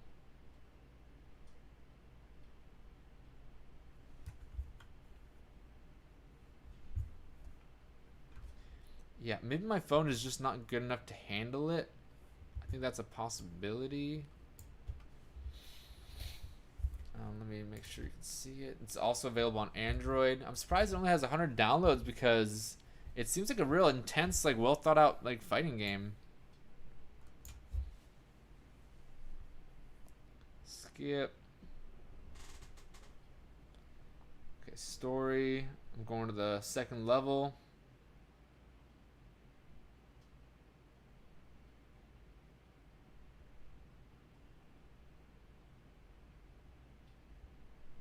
I'm getting stuck at this point. I'm not able to press anything. Okay, it was just loading. Never mind. Okay, we're in this forest. Okay, so like, let's see. Okay, so so you use the slider to kind of turn. So the enemies will kind of come towards you. You can use the slider just to pick which direction you're facing in case the ninjas are coming at you at both sides. Oh, I think that this arrow turns me on the side here. Is that what it is? It's like it's also kicks. Okay. So it kind of kicks in whatever nears. So it just goes in slow motion at some point once there's a couple enemies on screen. I feel like it's just my device, but it makes it impossible not to button mash. So it's kind of stuck there. So I'm gonna stop this for now. I think my phone's just not able to handle it, but I'm really impressed by this game. Like, the gameplay seems really fun. I like the way that they made it playable on mobile devices. It's like really action oriented, but still possible on mobile devices because of the gameplay system. Like, it's really easy to just to turn. You don't have to worry about like the navigation as much. The ninjas come to you. It's more about just like landing these combos and stuff. I like that you can get these combos and you unlock these ninja stars that you use for like, these big win moments. It seems like a great way to break up the gameplay. So overall, really fun. But I'm going to stop for now because my phone just can't handle it at some point. Also, I think I need to delete it because I'm running low on memory on my phone. Let me put the links in the chat. So actually, I already did. So you'll find the links to Combo King in the chat. So you can play it yourself on Android or iOS. I'd love to know what you think, especially if you're someone who's played fighting games in the past, because I am not someone who's played a lot of fighting games. I'd be really curious what you think about its mobile implementation, actually. So I think that there's only one more game to play. I also put Farm Break on our list just because that's always a great game to play at the end, like if we're needing more games, you know, and we didn't have enough games to play. But we might be good without playing that. Tricky Maze, Out of the Way Slider, Resist.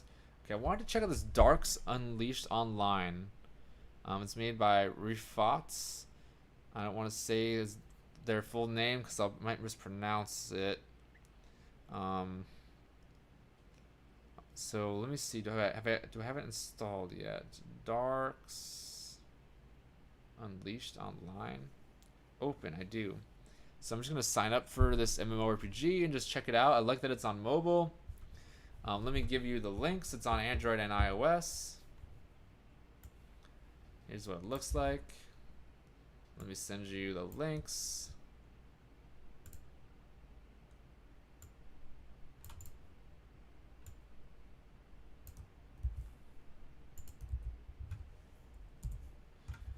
And Red Warming, I'd love you to follow me if you appreciate the stream or you want to be a member of our community. It really means a lot to me. Here is the Android link. And let me send the iOS link now.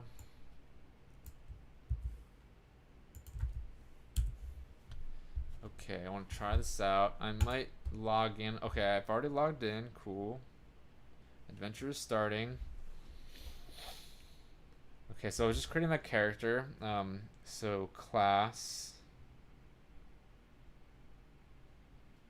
So there's 8 classes.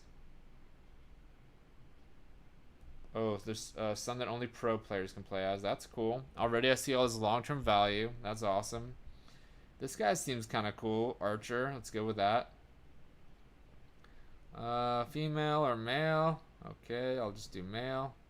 It's a very unique visual style. Like, their arms are all kind of like weird looking. They're all kind of weird looking in a way that gives them a real sense of, it gives the whole thing a sense of character. You know, it looks like it's like an Adult Swim cartoon almost, you know? I like that. So you see the skills as well with each character and the explanation. Elements. So there's 5 different elements you can pick between. It says they're all recommended. Let me go with fire. Color. You can pick their hair. That's cool. I like that a lot. That's like an easy customization that's really open-ended. That's really cool. We'll go black. That's too boring. Let's go with like neon pink. There we go. Confirm. You can pick your height. Let's go small. Confirm. Oh, we want to enter a nickname. Your mom. Confirm. You'll start your adventure with this character. Yes. Neon pink is best, says Zendra. I agree. I've had a lot of friends who ended up getting pink hair, so I guess that was just my go-to color there. Do you want to play the tutorial? 6 to 8 minutes. Yes, I guess. We'll play the tutorial at least today and check it out. Once upon a time, there was a monster called Virus on an unknown meteorite. I'm gonna skip this. Let's keep watching a little bit longer. It can obtain the features of absorbed object. I like how much they're like selling you on the world, you know. Not neon though, says the. I have pink hair, not neon though. Gotcha. Yo, you gotta go. You gotta go neon. You know, like maybe you should. Maybe you should go neon. Would you consider that?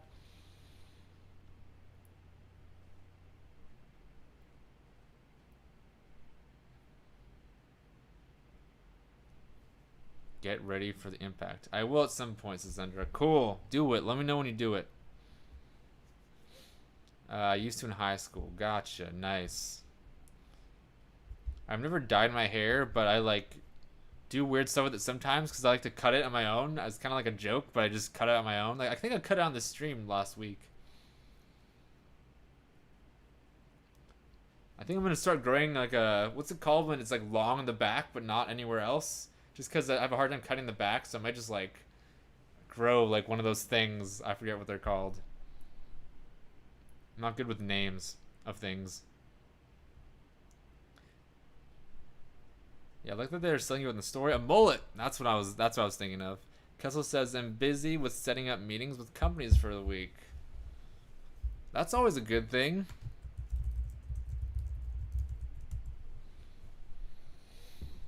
Swipe to move the camera. Okay, you can move by clicking. It seems like a huge game. You can click this button to zoom in and out. This part shows your location, your XY coordinates. Okay. This is a map changing point. Okay. Oh, an enemy. Let's see the level by clicking on it. Click on it. You see the total enemy level, total experience you gain if you win the battle. Okay. So it's the tutorial is one thing I can comment on. Have you got the tickets for the Connect? No, I haven't got the tickets. I just followed that link and it just showed like where you can buy the tickets and stuff. So I signed up for that competition they were advertising where you get to pitch your game. So I thought that'd be fun. And I think they help you out with tickets if you win that or something like that. So I followed your link you sent me and just sent me to like their main page. I'm pretty sure. I wasn't sure if I was gonna get tickets, but I definitely want to at least apply for that competition. So I did that for sure. Thank you for sending me the links to the conventions to Kessels, by the way, because that's one weakness is like I need to like know when the conventions are and stuff like that, and I'm just not good at organizing that kind of stuff. So Kessel's been reaching out to me whenever there's like a new convention, and like I'm like, oh, that's something I should look into, you know. So that's been super helpful for me actually. It's like a big help. Start the battle by hitting the attack button. It's like the Pocket Gamer convention, I'm pretty sure. By clicking green spots, you can choose a starting position. Okay. When you're ready to battle, press battle. Green bar shows your health points. My throat is starting to get sore.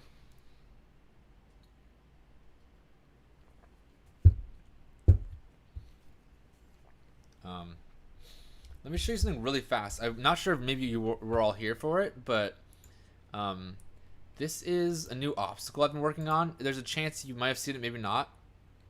This is the last obstacle I wanted to implement. So as for Emoji Pop, I'm trying to sell myself as the ultimate mobile puzzle game when I'm on the App Store. So I have one more obstacle that I need to put in the game in order to seal the deal on that. So these are candy emojis. So the reason I have a box that you aim with is that I want players to be able to interact with things on the board. So maybe there's lanterns that you spin around or whatever it is. I want there to be interactive puzzle elements. So not only are you aiming and shooting and making matches, but once per turn, maybe you're allowed to interact with the elements on the board, some of them that are interactive. And so I'm taking all of these inspirations for bubble shooters since I'm embracing skill because I've changed the progression system of the game that allows me to embrace skill without punishing players.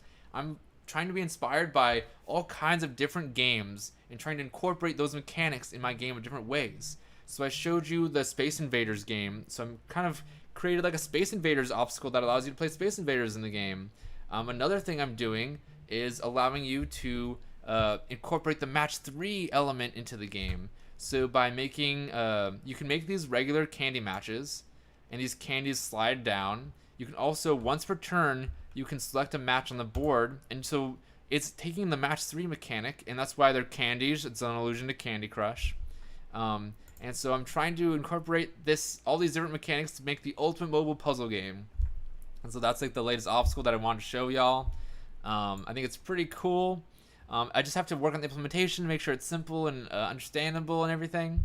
But I think by incorporating these different mechanics, I'm kind of proving myself to be the ultimate mobile puzzle game. And by allowing players now to make their own little kind of match 3 games within a bubble shooter, or at least degrees of them within a bubble shooter, then they can make all these crazy kinds of creations, and they can share it. So I'm trying to expand the design space in order to increase the viral potential of these kinds of games and increase the number of games you can make, to incentivize players to design their own levels, which you can do at playmojipop.com. Although I need to update the game a little bit. It's still got some stuff. So pretty soon you'll be able to like play the full game at playmojipop.com. Then I'll try to release on the app stores once I'm done with all these features. So I just wanted to show you, make sure everyone saw that latest obstacle I'm working on, because I think it's pretty cool. Has some concerns obviously with understandability and everything like that, but I'm pretty confident in it, and so I just want to show you that. I think it's pretty interesting that I'm combining match 3 gameplay and bubble shooter gameplay. I need to figure out the best way to approach that still, but just a cool obstacle I thought I'd show you guys. It only took me a couple hours to make this actually yesterday, so I was really impressed with myself to be able to quickly make this radically new feature, you know, so thought I'd show you. Now let's go back to... I want to go back to darks, so I need to make sure my screen is being mirrored again. 1 second.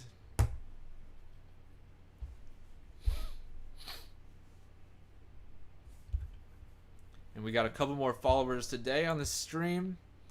We are that much closer to affiliate. We only need 20 more people, so that's pretty cool. All right, let's go back to the game. Orange bar shows the time left. Health shows the red. So the way that they're making the tutorial, it's very directed, and I think that's smart. It's good to like kind of allow players to engage with the gameplay more while you're doing this stuff, but with such a complex system, it makes sense that they're like highlighting everything very clearly. So I'm willing to give it, the benefit of the doubt, with that, because it's so complicated in a way. By double clicking on an enemy, you can select the enemy. So there it made me do it, so that was smart. This screen shows features of the enemy and the effects of the enemy. Okay. Click X to enclose the screen. This screen. So I feel like it's kind of like information overhauled to a degree, but that's okay for now. The screen shows the turn order. Okay. I would rather like be like shown like little bits of gameplay and then explanation maybe afterwards or like in between, and break up the kind of giant chain of text boxes. This shows your movement, because at a certain point I'm gonna kind of stop paying attention. Okay, so I can move the enemy and then attack. That's my attack points. Okay, choose melee to attack. Choose the place to attack. Confirm your attack. Okay, so I almost killed it. I need to get to the next turn. Snail hit me. Let's finish this attack. Melee. Destroyed the snail. What do I get from that? I get the rewards. I gained experience. I beat this team. This is the loot that I got. I got a sword and a coin. Leave battle. So I'm really curious like how they like do this for like a multiplayer experience,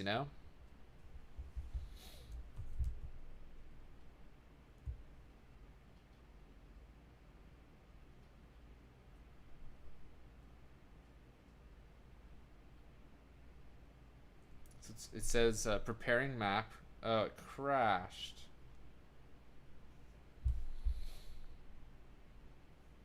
So I had to reopen it. It crashed at the end of that tutorial, just so the developer out there knows. I'm gonna log in again.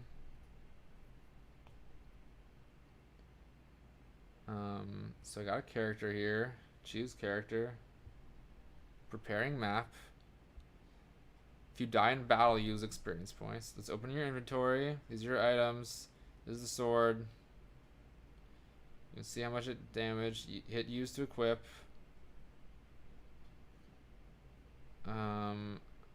Open the shop. So like I want to see like what are the possibilities of the gameplay more immediately. The game keeps stop mirroring. And so I feel like it's so much information overhaul that I don't even get to see what the game is really about. I had that one little encounter. I would have rather had that encounter at like the beginning, kind of. Or it makes sense they want to show navigation, but I just wish more quickly I could interact with the gameplay and maybe it can kind of tell me that some of this stuff in hindsight that I don't immediately need to know because I'm not going to remember all that stuff right away. So that would be my feedback is to kind of rework the tutorial maybe to a degree. In order to give players like a positive first experience without like you could have skipped the tutorial, but I figured I should play the tutorial. I didn't realize how overbearing it was going to be kind of. But maybe it makes sense in the long run, if it really like helps players understand the game and stuff. Let me open up the game. This is the last game we're playing, and then we're gonna sign off for the day. Normally I stream 10 a.m. to 3 p.m. though, Tuesday through Friday. That's what I do, and then we do these Monday streams where we play all of our community games. We're kind of nearing the end of that though. Let me open up the mirroring software one more time.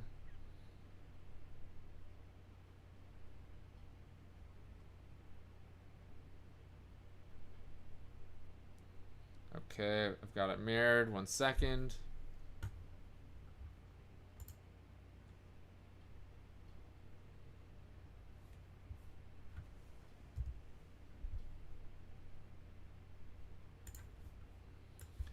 Here it is.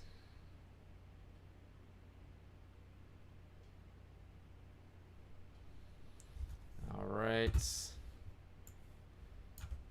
Special items. Buy chests. Close the shop. Open your inventory. Here's a chest. Use the chests. So like the one thing that I could see scare like maybe like this game is more designed for not as much casual players, but like I could see this game being more open to casual players if like all the text tutorialization, it makes me think that this game isn't for me if I'm somewhat of a casual player. Even me myself, I'm like there's so many instructions, like I can't even begin to imagine what the rest of the game is like. So I could see that deterring some people. But the fact that it's an MMORPG, maybe people who are downloading it are okay with that. Some items can be used, battle, drag. So it's like a baguette or something, croissant. Close, move to the next map. So it's teaching me how to navigate in a way that I can't even really see the rest of the world, so I can see that confusing people. It's good to like show them the full context of the world so they're executing the actions in like a normal context so they can actually execute when the game is not in the tutorial. So I'm going to attack this enemy again.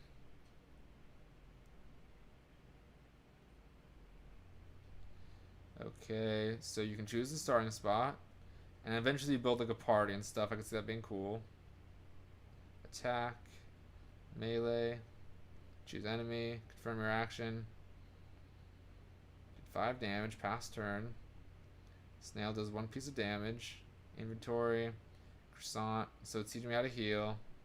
Heal yourself, confirm. Awesome, let's attack. Choose a melee. Attack the enemy. So at this point, I wish this is the 3rd time that I'm executing an attack on this snail. So I really wish that it would at least allow me to try to do it on my own, This is a good place to like test my ability, and then if I'm not doing it right, then maybe you put up the tutorial that says, oh, you gotta do this, remember. So at this point I feel like it's definitely being overbearing on me. Like I need to be able to do this on my own so I'm able to do it in the real game. Leave battle.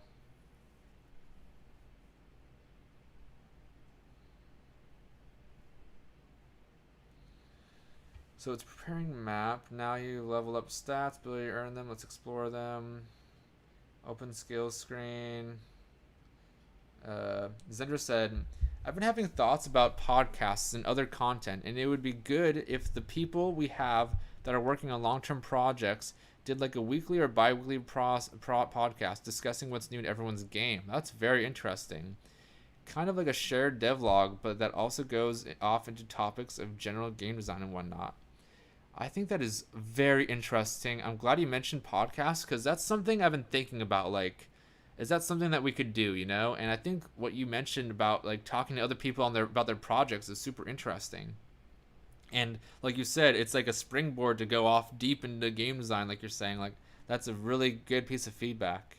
I'm glad you've been thinking about this. Let me know whenever you have ideas like this. I'm desperate for these kinds of ideas and this kind of feedback from the community, especially. Um, Working on long-term projects with weekly bipartisan everyone's games. So one thing I was thinking is like I like this stream because at the beginning of each stream I always ask everyone who's like a part of it, like, does anyone, it's like a stand-up meeting, you know, like work begins with everyone stands up in a circle and like they share what's new and what they need help on and all this other stuff, you know. So I feel like this stream serves like that, where we can help each other out in that way. Like, does anyone need help with anything?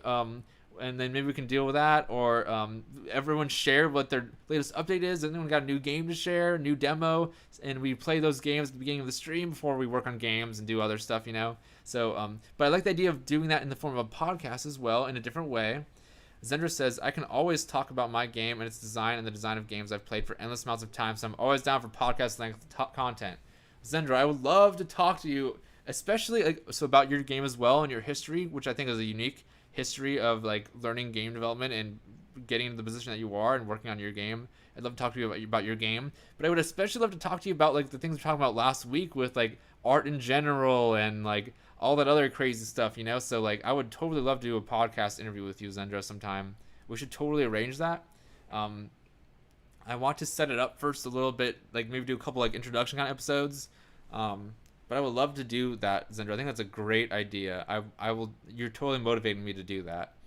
I think what I would want to do is, because I think I'm not sure by reading what you're saying. I think what you're saying could be like meant to be like a weekly podcast where I'm like talking to multiple people about their games in each episode. But maybe that's not what you're saying.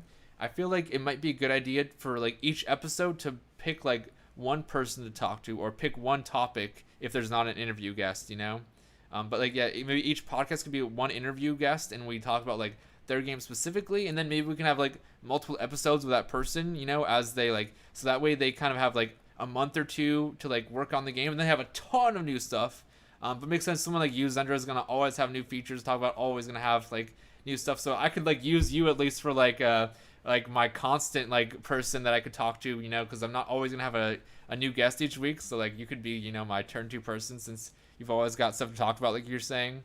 I think that's a really interesting idea. What do you think of the idea of like making it like one person I'm talking to each week, though? You know, so instead of making it too many people, and that way it's like easier for people that are just listening to listen to and be interested in this one person's game, you know. So that's kind of what I was thinking of structuring it like that. But I think you have some great ideas that I'd love to incorporate in like a podcast, like you're saying.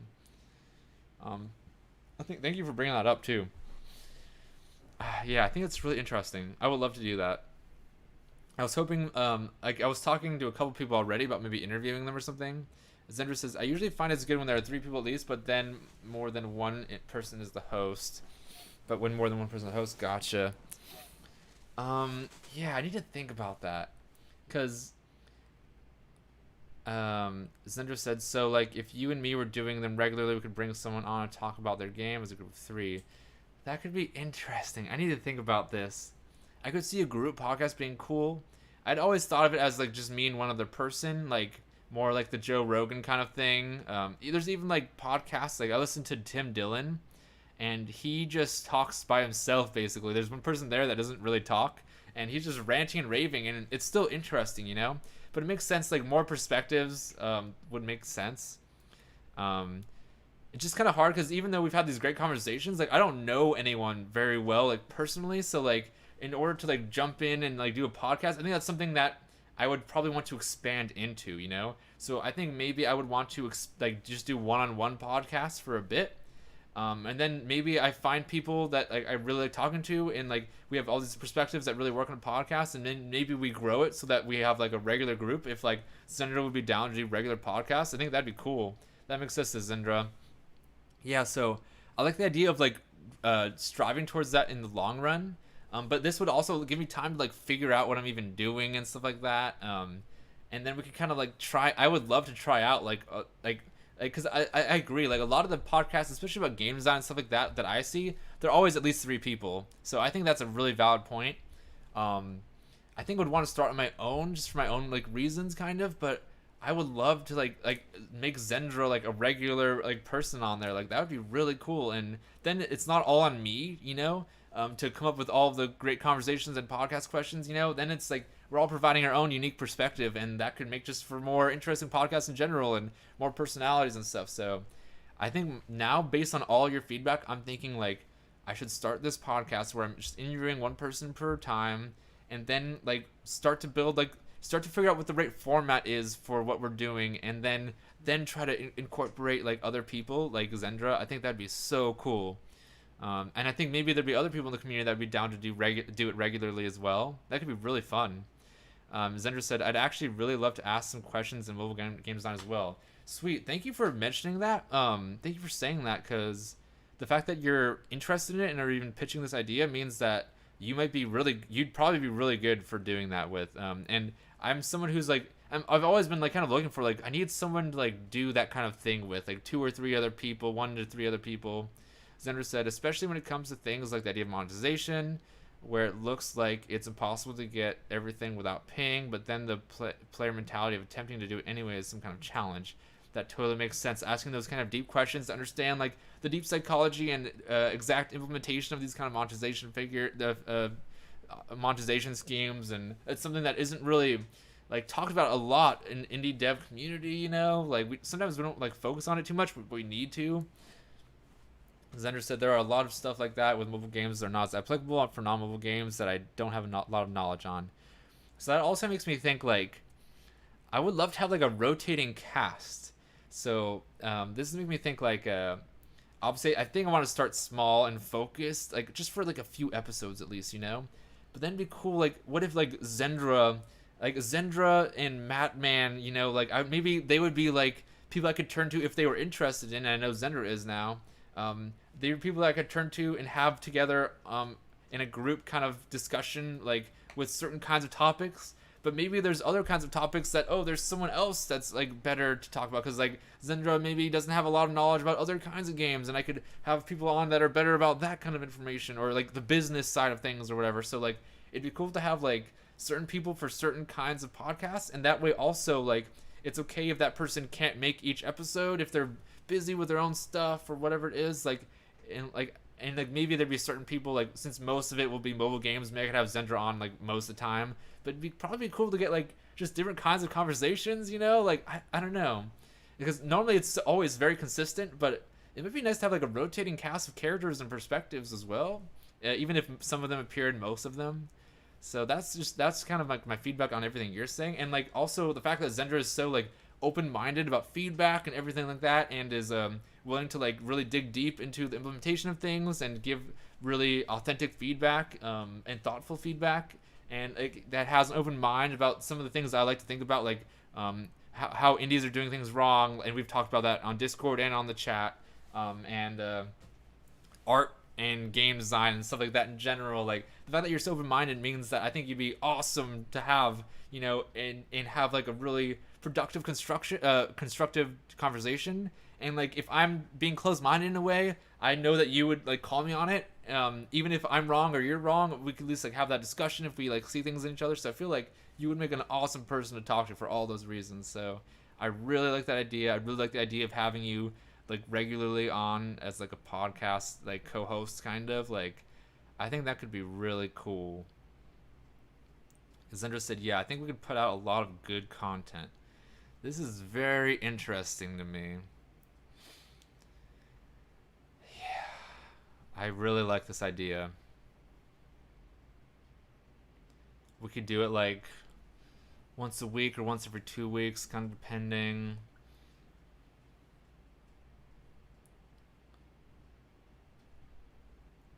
It's very interesting. So I think what I want to do is like the most regular people that I am confident in this stream, like people like Zendra, people like Matman, and there's other people out there as well. Like I think I would want to do an episode with each of them at the beginning, like individually. Like so, first episode would probably just be me. It would probably just be me, only for one episode. But then like maybe the first few episodes, like one on one, and then we start talking together with other people that maybe I'm not as familiar with and not as confident in our ability to have productive conversations. But with Zendra there and me there and one other person, like I could see that making like a great roundtable discussion where we have different. It's important to have different ideas bouncing off each other. So that's why at the beginning I was like, I don't want it to just be me, but the idea that the fact that Zendra is so willing to do this and everything, that makes me like even more confident in my decision to like go down this path. So I think we could put out a lot of great content. I totally agree with you. I think it'd be unique. I had a friend, a coworker at a company that I worked with, and they have a podcast called Prestigious Game Ideas, I think it's called, and it's 3 of them. Let me see if I can find it. Yeah, pretentious, not prestigious, pretentious game ideas. So they have this podcast, and like once every month or two,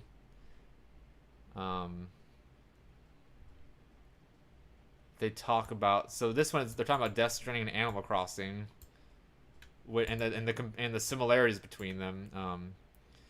But so they do it they do it once every couple months or so. But they go for longer and more in depth in something, and it's kind of. And so I was kind of inspired just by their format of having like this conversation of a few people. So that made me like first interested in the idea of this kind of. Zendra said, but like my ideas and what I'm doing is like so different. Like they're more into console gaming and all this other stuff. Like so ours would be really unique, I think. Zendra said there are so many interesting games on topics that either don't get covered or only get covered inside of niche podcasts, like ones related to specific games. So it'd be nice to get some more out there. That is a very great point. I feel like so much of, in terms of like educational, like game design kind of material and resources and stuff, like it's so boilerplate in what I've experienced. And like that goes along with what you're saying. Like there's so many like nuanced like in design topics that don't get covered.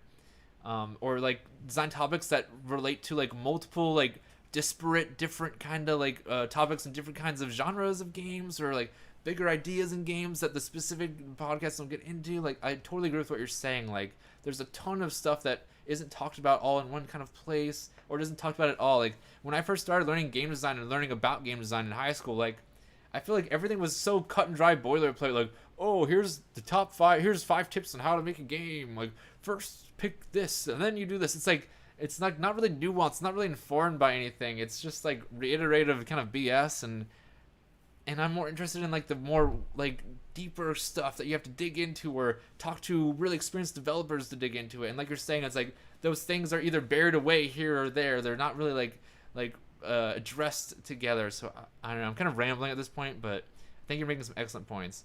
Game design is taught in the. So I think that's a great word. Game design is taught in a formulaic way. And it's taught in a way that's like bows down to the status quo. Like game design, especially mobile game design, is so new and so not understood and so evolving so quickly. But we still teach it as if it's like this static thing. And Zendra said, you can take a formulaic approach to game design, but you have to do it from a player psychology perspective. That totally makes sense. It's like, I totally agree with you. I'm not going to add anything onto that because I think you're just dead right with that. Zender said you have to build your pieces to create certain experiences in the player rather than trying to achieve some basic mechanical goal. To build your pieces to create experiences in the player rather than create some mechanical goal. Yeah, exactly. So, yeah, it's like, exactly. They're taking like this boilerplate, like, this is a mechanical system, and this is how you build those mechanical systems. And it's detached from the player. And it's detached from the technological landscape. It's detached from culture. It's totally like making games in like a vacuum chamber. Like it's 1994 still, you know? Like, I think it's very interesting. And all that, I think Zendra's probably like this too, but all the time I get these weird ideas about games, like, and like games are always, like, we always teach game design in the lens of popular game design, in the sense that like we need to make games that are like these like mechanical systems where you start at point A, you go to point B, and it's always getting slightly more difficult, and it's always like trying to please the player. There's like, we never talk about games as like, what if games weren't always trying to please the player? Maybe it's like trying to like make a statement, Or maybe it's more about a gameplay experience. Maybe it's about the psychological effects, or in mobile games, it's all about like the long-term value and all this other stuff. As Zendra said, an example is rewards in combat. Most people talk about how much rewards to give them and when to give them, but not many people talk about alternative types of rewards or currencies or non-currency systems. That's right. So as a game designer, like, any idea, like, when I design games, I don't just like go copy the formulaic approach. I think of what is every possible way we could design this reward system. Like Zendra's saying, there's alternate systems of rewards, like alternate kinds of rewards. There's other ways we can be rewarding players. Like, what's the best way to implement it? And yeah, we just use boilerplate copy paste. Zendra said, I like my game's method of taking the last unit you kill or taking one of its skills rather than getting gold. Yeah, that's a very great point. In Zendra's game, which I think I would love to play the update of this week, instead of just getting rewards and then using those to buy things, you're taking units, and that actually feeds into the gameplay. So by thinking through every alternative reward system, Zendra was able to come up with a reward system that actually affected the gameplay and was more integrated into the gameplay and created this new strategic space. And I was really impressed when I played that for that reason. And so I think, and maybe these are the kinds of innovations that could lead to like new innovations that are revolutionary in certain genres or in games as a whole. So I think that's an awesome example. Yeah, instead of just getting gold and 90% of RPGs, that was not a system created out of a desire to give players the right amount of reward. Zendra said, it was because I wanted to make the player have a specific experience when they got the reward, and then I designed the balance around that. Totally makes sense. Yeah, okay, Zendra, you got me really pumped for this podcast. We're totally gonna pursue this now. I need to do a little planning. I need to like reach out to some people, and we are going to do this podcast. I'm curious, how often do you think we should do a podcast like this? Because I think one important thing is regularity. You know, so like, should it be once every 2 weeks? Should it be once every week? I see a lot of people do it once a month, but I feel like we can do more than once per month.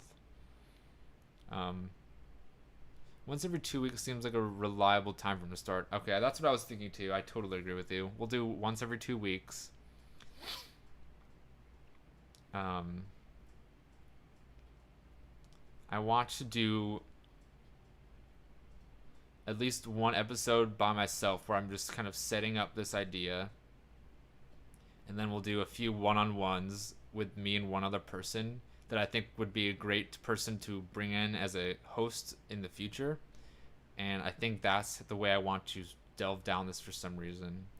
I would love you to be on like second episode or something like that if you'd be down, and then we can like take it from there, kind of.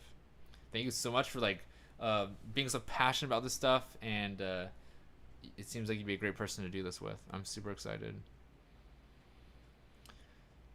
Yeah, I'd be down to be on the second ep. Sweet. Yeah, and I'd love your help in future eps as well. I think we could have some really interesting conversations, and I like the idea of it not being just me, because like I think I could see some like podcasts or some kinds of games where I might be like, I might run out of things to say, and I'm not the kind of person that likes to like come up with things to say when I don't really have much to say, you know. So like, it'd be awesome to have like another person to like be there in order to like do this, and I think it'd make me more confident too as well. So I think that could be really cool. It's awesome that you'd be interested in doing that with me. So yeah, I'm super excited about that.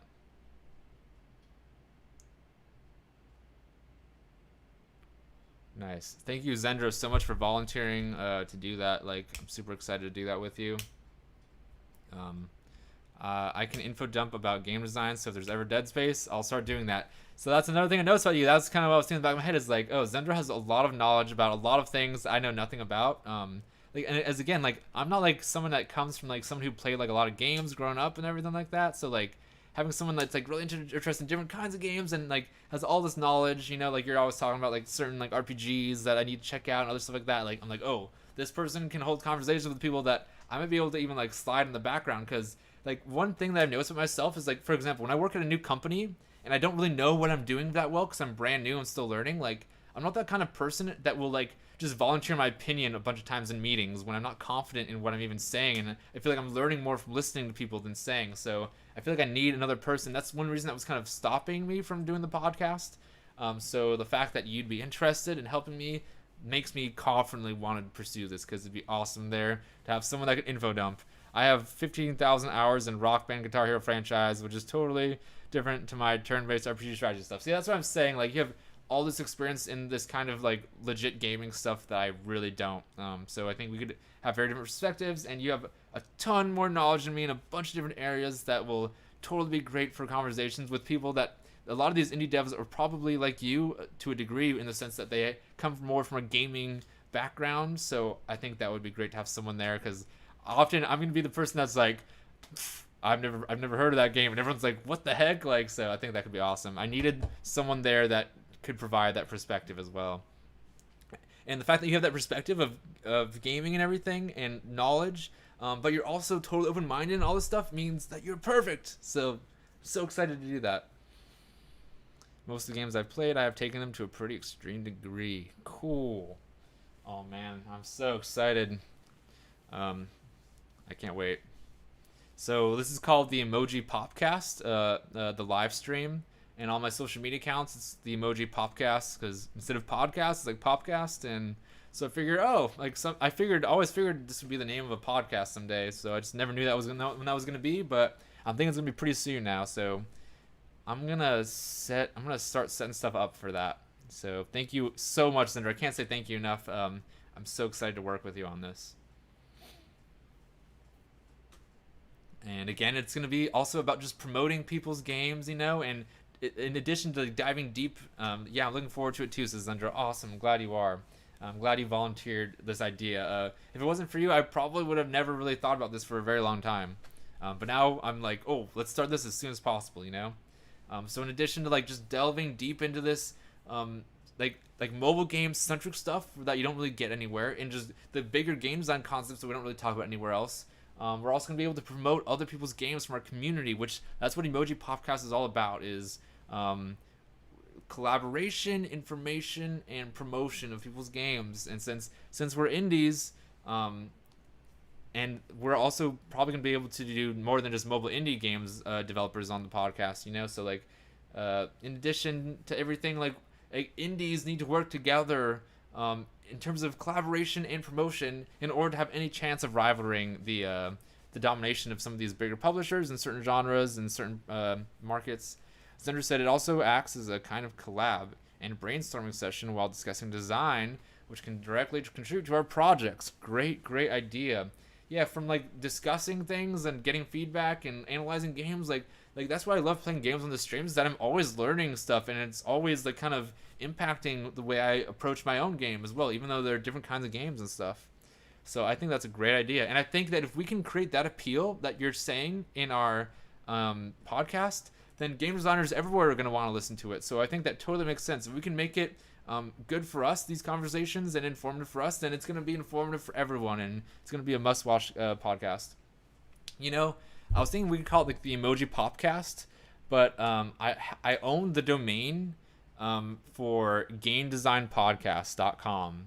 And so I saw that gamedesignpodcast.com was available, and I was like, well, that's like the perfect name for a podcast about game design, so we could also call it that. And I feel like that's more general, and Emoji Popcast doesn't really make so much sense, so we could call it that kind of, and it's more like far-reaching and stuff. But it's also more generic sounding, but maybe that's a good thing. I don't know. Obviously, the name isn't the most important thing right now, but one of us might be having a design challenge, and then during the podcast, a solution is found. Great point. That could be really fun, and I could see people like relating to that as well. That'd be awesome. And yeah, that's awesome. So many good things about this. Oh man, I'm just like, my mind's going crazy now thinking of all this stuff. Let me know if you have any other thoughts on this. I'm gonna end my stream early on Mondays because I'm kind of tired. It's actually my dad's birthday today, so I got some stuff to do this afternoon. So let me know if you have any other thoughts on this now. Feel free to let me know. We can talk for a little longer. Otherwise, let me know whenever on Discord or whatever. If you ever have any thoughts, like I'm always like writing down stuff in my notes, thoughts and stuff like that. So if you ever have thoughts about that, the podcast or anything like that, or the stream or whatever, just let me know in Discord. Like, you just throw them in there, and I don't mind being like bombarded with ideas like that. I would love to check that stuff out. Yeah, I'll pop any ideas about podcast ideas and whatnot in Discord. Sweet, that'd be great. Awesome. So this was a pretty successful stream. The tournament at the beginning was a little rocky, but I think it's a good start going forward. I think it was a good idea to pursue. I like that we're ending on this podcast idea now. That's going to be super awesome going forward. I love playing all these games. Played some really fun games. Had some awesome conversations with some developers in the chat. That was super awesome, including some that I hadn't really talked to before. It's kind of fun playing with someone's game, and then they pop in the chat, and you're like, oh, and they're like, oh, I didn't realize I was talking to the developer. Yeah, good stream today, says Zendra. Cool. Thank y'all for helping make it such a good stream. Super excited to play Zendra's game out, their updated game. I'd like to play it every week, kind of. That would be awesome. I'm excited for that. I'm going to be working tomorrow. Starting Tuesday through Friday, I'm going to be streaming 10 a.m. Pacific Standard through 3 p.m. Pacific Standard. So please check it out. I think I'm getting better and better at creating a more engaging stream. If you have any feedback about how to make it more engaging, etc., or how to improve it in general, please let me know. I'm constantly trying to improve. Each week I do something a little bit better, I think. Zender says, I'm adding tons of items to my game, so each week should be a lot of new content. I've noticed you've been pushing out these pretty big updates each week, so like for that reason, like that's awesome. I need more games like that, where indie devs that are making tons of new content each week and constantly like pushing out weekly updates and stuff like you are. Like, that's super awesome. Super awesome to... I'm really excited to kind of follow because we learned so much also, not from a game's design, but by following its continuous progress. So that's great for the podcast, kind of, to talk about that kind of stuff, but also on the stream, like, just checking into these games every week is, like, awesome for just learning, behind the scenes and stuff. Zendra said, my game is literally a third of Slay the Spire right now. Interesting. It doesn't feel like it because no art, but there's a lot of content in there. Sweet. I'm really, really excited to check it out more. I need to become a total expert on your game as well if we're going to do this podcast together, because I need to know exactly like your perspective from your design, at least as well as I can. Slay the Spire sold 2 million copies, so let's see what I can do after a few years. I'm so confident in you, Zendra, and especially your open mindset. I know you're going to get there, The open mindset is key. With an open mindset and constantly being able to evaluate everything you're doing, like, you will definitely achieve your goals. I guarantee it. So I'm super excited to see what you achieve in a few years as well. This is super exciting. So it's a great note to end it on like, a new project on the horizon. So I'm gonna exit now. I need to eat as well. So thank you everyone for watching. Thank you, Zendra, who's now talking to me on the chat. Thank you to everyone who's made these games and allowed me to play them on stream. Thank you everyone who followed today. Thank you for everyone who checked in. Excited to stream tomorrow. Have a good one, Zendra. See you tomorrow.